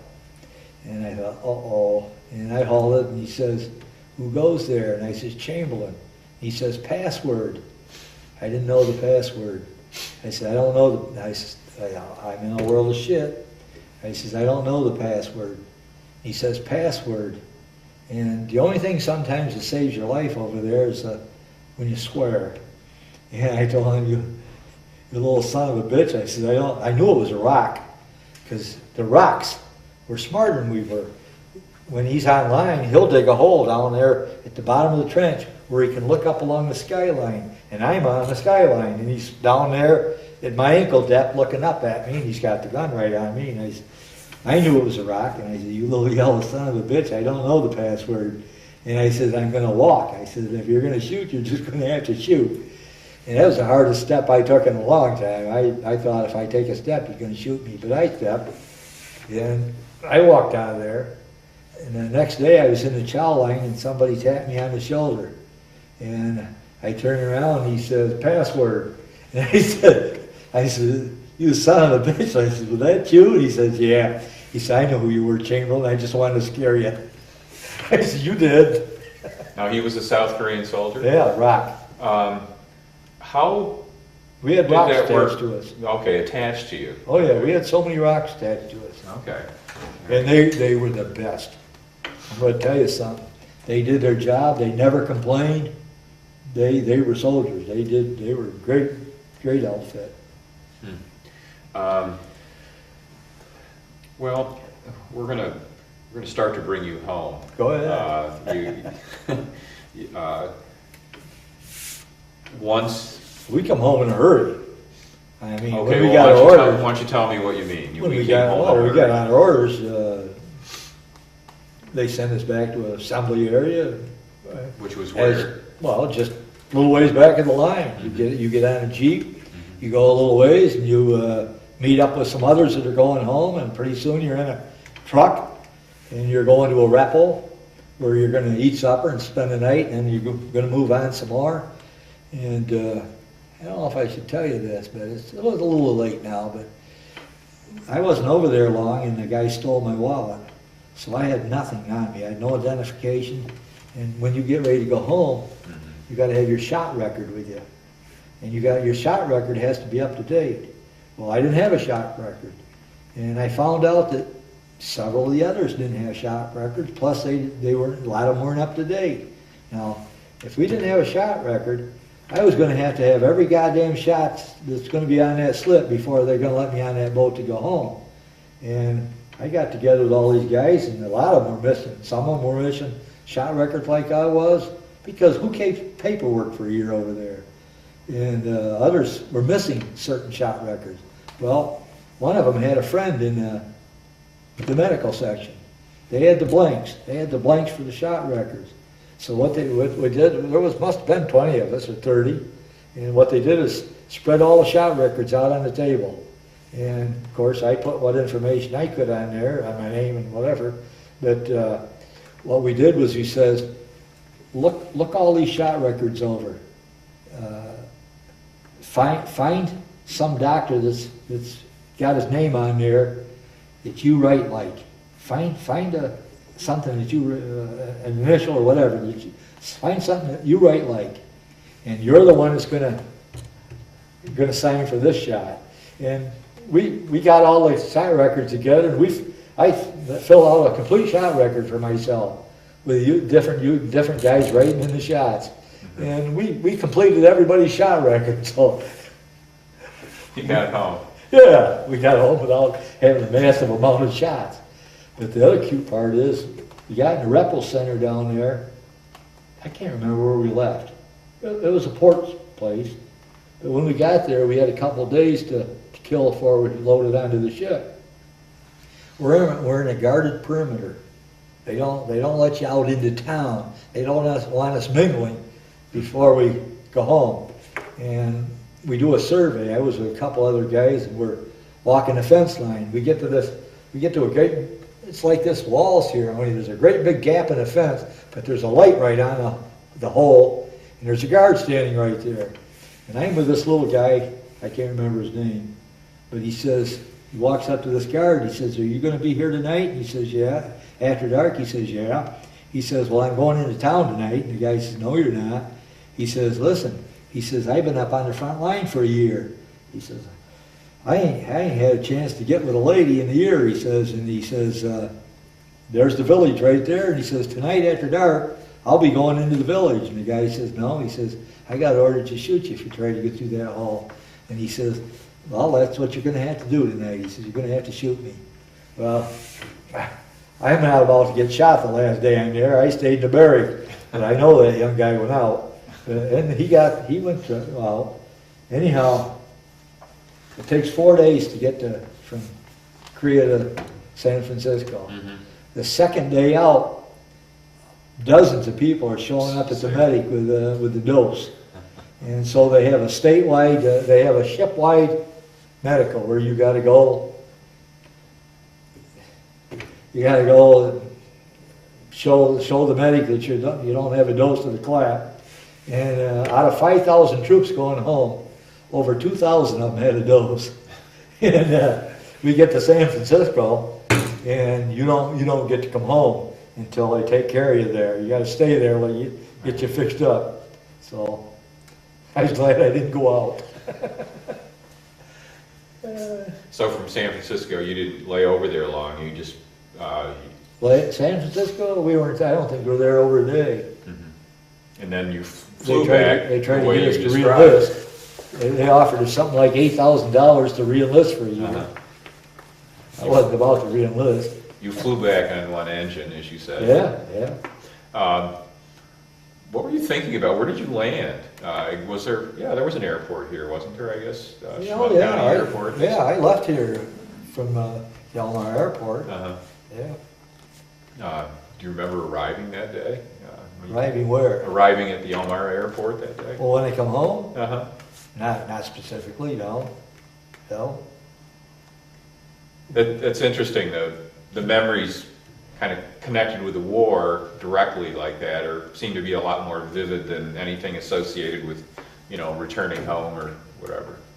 You're right there. I guess my memories are selective. Well, I think it's that way with everybody. Well, that's a joke that goes back to my mother and father. My father never could seem to remember things my mother wanted him to remember. And she used to say, she said, "It's funny that you can remember everything you want to remember, but nothing I tell you to remember." Do you remember what you did the first few days after you got home? That ain't hard. I got drunk every day for the whole summer. Every single day. Where was that? I mean, Huh? you at the house, at the farm, or did you go out? I used to live in the home when I first got home. Or did you go out to the local gin mills to... Oh yeah, I hit the bars on Water Street in Elmira Water every night from 7 o'clock till they kicked us out. On Water Street, huh? Yeah, yeah. We started up in West Elmira, and as the night wore on, you got drunker. You ended up down in East Elmira. You had Jiggies and Lena's. Are you old enough to remember Jiggies? I remember and the Lena's? names. I remember the names. Lena's was pretty. You go to the bars to watch the other drunks, but pretty soon somebody's going to watch you because you're one of the drunks. But I remember when there was a cop station outside the Shamrock, right on the corner of I remember too. Lake and Water. Lake and Water. There's a cop station there, Skinny's cop, and he'd walk down the street to where Lena's was, and we'd go from Lena's to Jiggy's to Lena's, back and forth across the street, and he'd stop cars and hold the cars back so we could get back and forth without getting hit. How long were you home before you figured that it was time to look for work? When my money ran out in the fall, I spent all the money I saved. What kind of money was that now? Was that your Army pay? Yeah. My mother sent it, I'd send it, most of my pay home, well, all of it. I sent it was nothing to spend your money on in Korea. Spent all my money home, banked it, Uh-huh. managed to spend it the summer of '54. Did you ever think about, using the GI Bill for anything? I went to Syracuse, took an aptitude test in Syracuse for trade, and I took this aptitude test, and they hold you over, and then tell you the results later. And that guy comes out and says, "What do you think about art and architecture?" I says, "Art?" He says, "Yeah." He says, "You scored way up for art and architecture." I said, "What kind of art you talking about?" He said, artists, people draw pictures, you know. I says, "I can't draw a picture of a barn, make it look like a barn." He said, "Well, architecture," he said, "how about building bridges?" I said, "I don't think I'm up for that." So we went down to carpenter, electrician, what the hell else? There was carpenter, carpenter, electrician, and something else. But I told them, well, electricity interests me, I guess. They're going to send me to Daly, New York to learn the electrician trade. But the money was only about something like $100 a month or something like that. I says, hell, I can't even live on that. How are you going to live on $100 a month? Now, this was a program that was paid for or sponsored by the GI Sponsored Bill? by the VA, yeah, sure. Okay, Yeah. all right. So it would have been I'd have had to get another job while I was learning that one. right. Okay, so you were going to be paid that little while you were learning to be an electrician. Yeah. I see. So you came back from Syracuse then? Yeah, I went to work at Remington Rand in November of '54. And about a year and a half after I was there, they started up an apprentice program. And a man named Post was the personnel director there. And I went to see him because I said, I need a trade. I had to have a trade. Mm-hmm. So they started up a tool and die trade. And he says to me, what kind of shop did you take? I said, well, wood shop, metal shop, electric shop. And I said, I might as well tell you, I failed electric shop. I said, they had a 50-point program on, question on draw a diagram of the electric eye and explain how it worked. And I said, I missed the whole 50 points on that one. So I only got 48 on the test, so I failed. So anyhow, he says, how about math? I said, well, algebra, geometry, trigonometry. He said, how'd you do? And I said, well, I did good. I got a Regents diploma in it. He says, put you right in. He says, anybody can learn to run machinery. Math is the most important part of the job. And I found out years later he was right. Well, not long ago we found out. So you went into this apprentice program in 4.5 years. 4.5 years. It ended up taking 5 years. Uh-huh. And the day I graduated from that, I got laid off because they laid off back to 15 years. Right while I was in that program, they laid off back to 15 years. Now, was that when you went over to Schweitzer? Yep. Yeah, I got laid off at Remington Rand Friday the 13th of October, Friday the 13th. And I went to work at Schweitzer's that November. So you were able to take the skills you had learned, right? Oh, yeah. Ran to, Oh, yeah. I mean, you were a... Yeah, they probably wouldn't have hired me at Schweitzer's if I didn't have that, yeah. Yeah, they hired you, at the time Schweitzer's didn't have a union. You hired in as unskilled help for $1.25 an hour. Well, I hired in at the bottom of A. There was C, B, and A. A is the best. I hired in at the bottom of A for $2.04, which, when you consider that they're hiring everybody else at $1.25 way, that was pretty good. Now, that was what year? 61. 61. Yeah. Do you think that the way your life has turned out, or whatever, that the military, your experience in Korea, or the experience being in the Army, affected you in any way? Absolutely. For good or bad? Absolutely. Or I was meek and mild, and I didn't have any assertive powers at all. Or I'm one of them people that nobody notices. If I walk up to a counter to be waited on, They wait on everybody else before they wait on me. People don't see me. I'm one of them unseen. But like I say, a war zone is a conference builder. I didn't tell you one thing I wanted to tell you.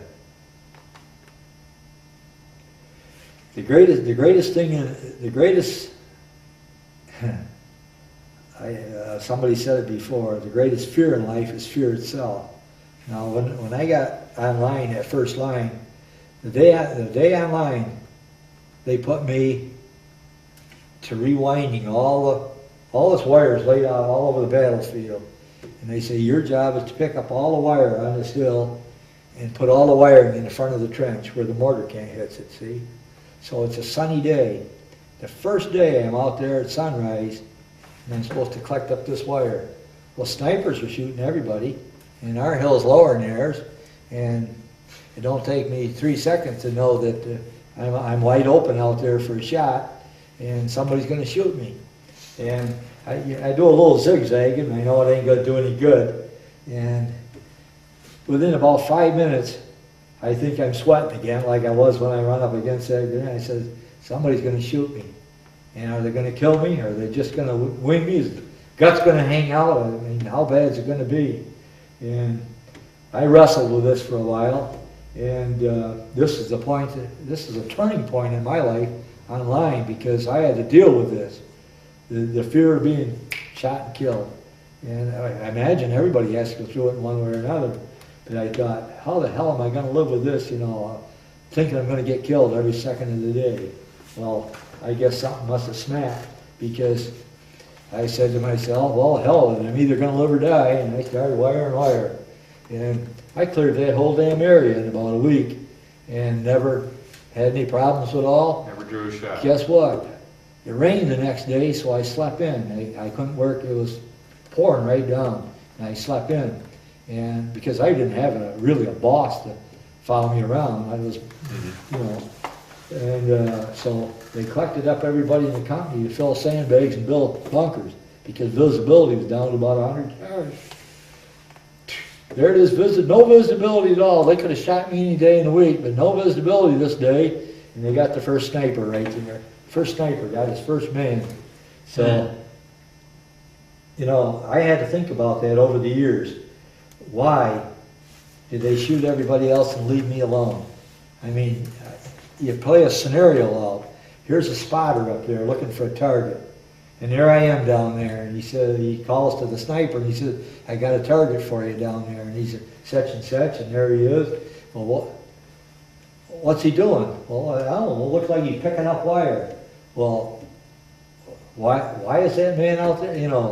Don't he know he's going to get shot? Well, I figured he must be the dummy of the company. He must be out there because he's so insignificant that they can spare him. They don't give a shit whether he gets shot or not. And he said, we're going to let this one go.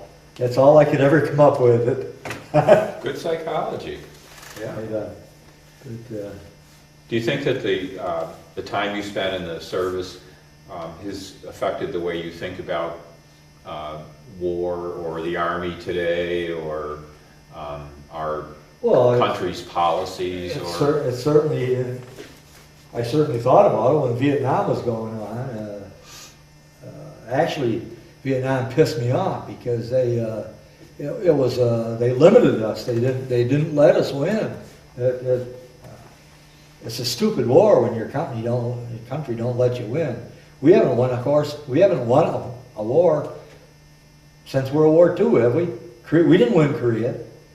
There's no. We don't have a peace agreement with Korea right now. We have a ceasefire. We don't. We never won the Korean War. We just agreed to stop at the 38th parallel, and they agreed not to come over there. That I sure got an opinion on this last war. We've been telling the enemy what we're going to do before we do it. I never seen anything so stupid in my life, huh? Well, it hasn't helped them much, I guess. Well, I know what the other aspect of it is. I know what the hell it is, but we more or less told them psychology-wise that we got so much firepower there that if they resist, we're going to kill them, and I guess it worked. But I think that's what they were up to. Have you ever joined any veterans organizations? Have you ever been in I any? belonged to the VA, I mean, the medical part of it. Yeah, but I mean, you never joined, American Legion or No, War Vets any of those? I'm primarily a loner. Well, that would explain it. Here I am talking 3 hours or so for you, but I'm antisocial. I keep to myself and So you've never been to any, maybe, have you ever been to any reunions of men that you knew, with men that you knew? And never heard of anybody was having any. I signed up to do the parade march there 2 years ago. They wanted veterans from different wars to march in the parade. And I marched 1 year, and then last year they never organized it again. We were supposed to march for the 4 years, 50 years ago, for the 4 years that we were in the Korean War. We were supposed to march on Memorial Day. Mm-hmm. We only did it 1 year, and haven't heard nothing since. And when they asked for veterans to march in that parade, there was only 3 of us showed up for the Korean War. There was one Army, one Air Force, and I was the Army. Mm-hmm. There was 1 Marine, 1 Air Force. That's all that showed up for the Korean War was 3 of us. It's exactly 50 years since you were in Korea, 2003. 50 years ago this year, I was over there. Let's see, this is April? Yeah. Do you, obviously when you talk to me, you're thinking about this, but before this project came up and that you have been involved in, giving the interview and so on, was your war experience, your time in Korea, anything that you thought about much over the years? Yeah. I miss it. I told you, it's a highlight of my life. Mm-hmm.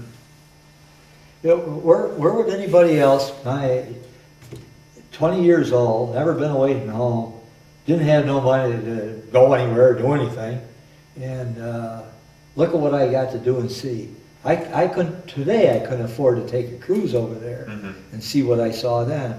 I've seen more things and talked to more people than I could ever do without having, But I'm sure other people that was sent to Europe and everything, they probably feel the same way. Well, this will be our last question. Yeah. If that's true, then why didn't you re-up? They wanted to give you $8,000 to extend your tour. That's a very simple question. I like my own freedom to do what I want to do. I don't like taking orders.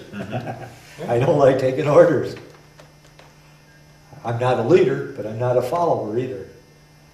So you like the camaraderie, the companionship, but not the restrictions of the military situation. I'll bet you don't hunt.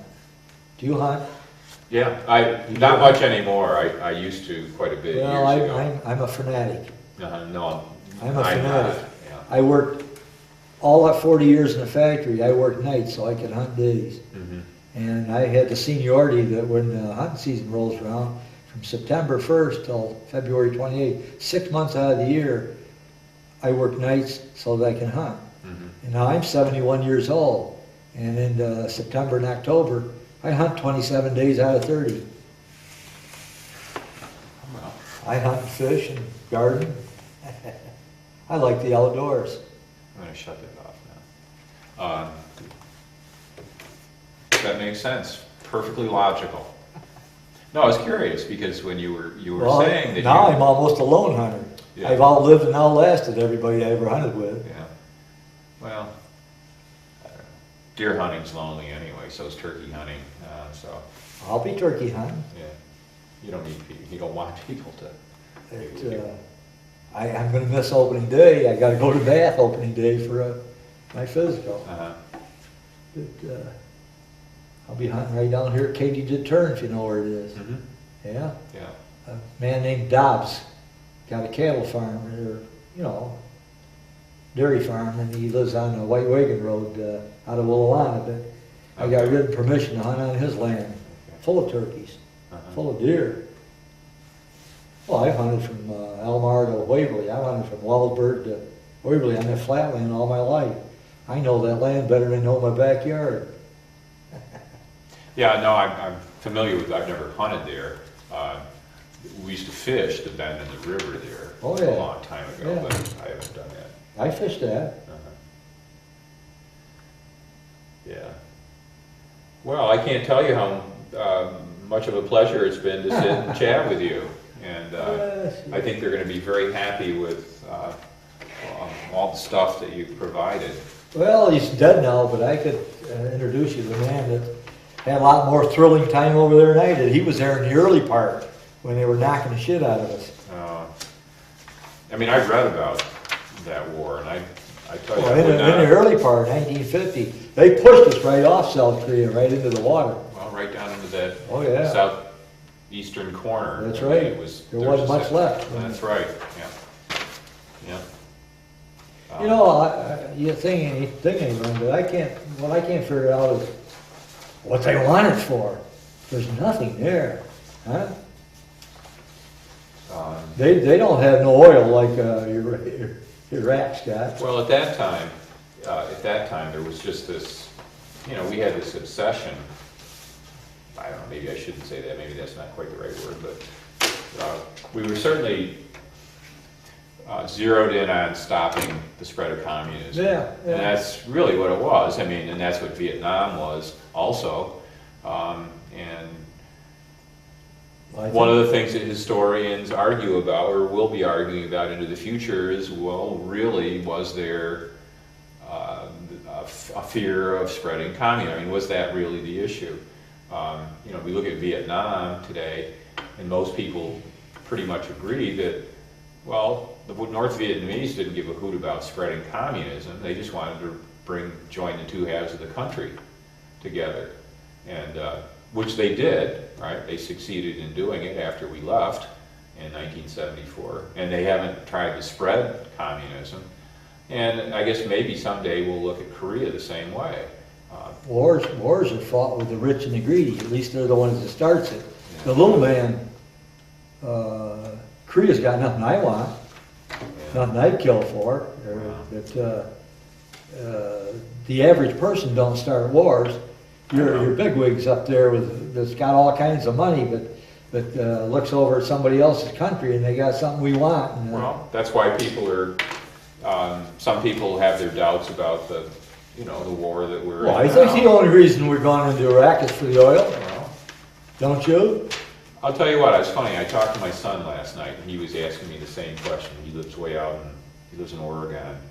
And I said, yes and no. I don't think we want to go into Iraq because we believe we're going to take the oil and somehow have it. Oh, we're going to But- make a deal. We're going to. Right, exactly. But Yeah. what I do believe is we want a friendly government there that will sell a lot of oil, a lot more oil than they did previously, and sell it at a good price, a price favorable to us, so that the world supply of oil will go up, and that will keep prices low.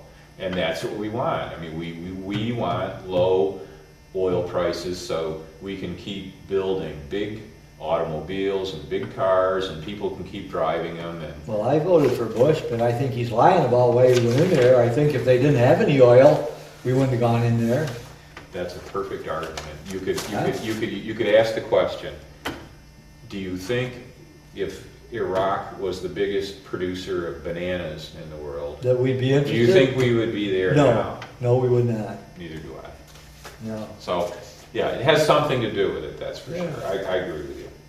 The other thing is, I don't know if you want to waste the time, but I got time. we are depleting our natural resources at a fantastic rate. Now, I ain't got to worry about it. But the time's coming up when there ain't going to be no more oil. And then what's going to happen? Well, I know. I agree. I mean, shouldn't we be trying to conserve a little bit more? I watch all the space programs, and I think that there's only one answer. We have got to eventually find the means to migrate to another planet. because we're gonna kill this one. We've already killed it. Nothing, shit. I'm a fisherman. Hey, it breaks my heart. I'm a fisherman. There's no fish left. I know, And the animal life is disappearing rapidly. I know. And all the land that I've hunted since I was a boy is all- housing and industry That's now. right. Big flats and horses, they're taking prime cropland, and it's gone. Well, you know, you said, asked me if I hunt. Well, I hunt very little anymore, and one of the reasons is where I used to hunt, up on West Hill, there were some people up there who had land, and I had access to it for years. And then they sold all the land off, and now there are housing developments up there. I don't like to go hunt someplace where I don't know the land. I want to know the land. I want to know who's on the land. I don't like the idea of being shot at, and I'm not just going to park my car and walk up on a hill on opening day where there are going to be other hunters milling around. There's hardly any land around here within 50 miles That's that okay. I haven't hunted. Uh-huh. But now I can't hunt 90% of it. Well, that's It's all right. industry, housing, posted. Well, exactly. 90% of the land's posted. So I just kind of have given up. You know where I hunt deer? I set my ass in the middle of the railroad bed down there the other side of Chemung. It's posted, both sides of the railroad tracks. Mhm. But the people that own the land don't own the railroad tracks or the bed. Mhm. And they can't kick me off the railroad bed. And I sit in the middle of the tracks. And the deer come from one guy's section to another guy's section. I shoot them right in the middle of the railroad tracks. There ain't a thing they can do about it. Huh? I know what you mean. I ride my bike. I ride a Yeah. bicycle for Oh, right across, pleasure. right across from Katy did. Yeah, I ride my bike out through Wellsburg Yeah, and out along the river. Then I cross the bridge at Chemung yeah, and then come back along the road, yeah. the old Chemung Road. So you're talking about in that area somewhere. Well, everything from Wellsburg to the PA line down to the Chemung crossover, everything on the right-hand side from the road up to the Pennsylvania line Mhm. is all posted. Mm-hmm. And a guy named Brown owns most of it, Halsteads and Brown. Brown got together with all them people and they've all let him post it. It's all posted. And he don't What let... ground is that? He's back from the Chemung crossover on Route 427. There's a white farmhouse sits on the corner there, big white farmhouse. Right. I know. That's where Brown lives. Okay. And he owns, his family owns most of that mountain. From the PA line back to the, going toward Willawana, from the PA line back to the PA line up on top of the hill. He owns that mountain. Mhm. He don't let nobody hunt there. He lets one bow hunter hunt there. And I used to hunt with him. When he was a kid, I met him out there in back of his house between the highway and the railroad tracks, and I used to hunt with him. And about 5 years ago, maybe more, he posted everything. I knocked on his door. His mother come to the door, and I said, "Is your son home?" She said, "Yeah." "What can I do for you?" And I says, "Well, I've been hunting this land here all my life." And I says, "I see you got new posters out, and I wanted to see if I could get permission to hunt it." She says, "Who are you?" And I told her. She said, "I don't know who." She said, we don't let nobody hunt."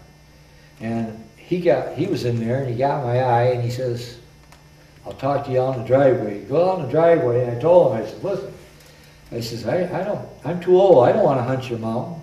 I don't even necessarily want to hunt from here down the track. I'd like to hunt from the tracks to the river's edge, the flatland down there. Go ahead and hunt it," he said. But he don't let nobody else hunt it. Yeah. But I don't know if you know him. Do you know the Apple Man? You know where the 101 Ranch is? Not by that name. Well, a couple miles this side of the Chemung crossover, there's a dead-end road that goes to the right up to the edge of the mountain there. And if you go slow one day and look for it, the sign out there says the 101 Ranch. Okay. Used to be a Halstead. They used to call him the pig farmer or the chicken farmer. But right opposite there, what was I going to say? Oh, back a couple houses. There's a man bought a house between the road and the tracks down there, and he put a whole apple orchard down there. It's all full of apple trees. And his name's Drake. I just call him the Apple Man. But I used to go deep sea fishing with his father. So when he bought down there, I stopped and asked him if I could hunt out back. He says, the deer, the rabbits, everything's eating my crops down there. He says, hunt all you want down there. So he lets me hunt down back. And the littles, they got a farmhouse in the field down there. Mhm. The littles let me hunt. So I got 3 or 4 people lets me hunt. Yeah. Well, you're right about, the unposted land. It's just disappeared. There isn't any. Well, the other thing is liability. A lot of these people that's posted their land are afraid that if they give you permission to hunt and you fall down or you shoot yourself, you're gonna sue them. So, You think that's an issue, really? oh, hell yeah. Really? Oh, yeah. I guess I hadn't really thought much about that. Well, I guess we better find Well. Heather, and, God, where can you get old? Oh, Huh? God, my legs are gone. well, we should have taken a break and stood up, I guess. I better make sure I've got, Well, guess what? In 50 years, you're the first one that ever asked me a question about the Korean War. Hey, I enjoyed it. I think I learned a lot, and it's gonna make a great addition to our information. I know they'll appreciate the pictures and. The unspoken word when you're in a war zone is do what you have to do to stay alive. That's it in a nutshell. Yeah. Well, thank you for coming down and for participating. Once you've been shot at a few times, murdered a few times, other things in life don't scare you too much. Well, I'm gonna, maybe she's. You know, I was never in here, like, not looking for this place, and I took a tour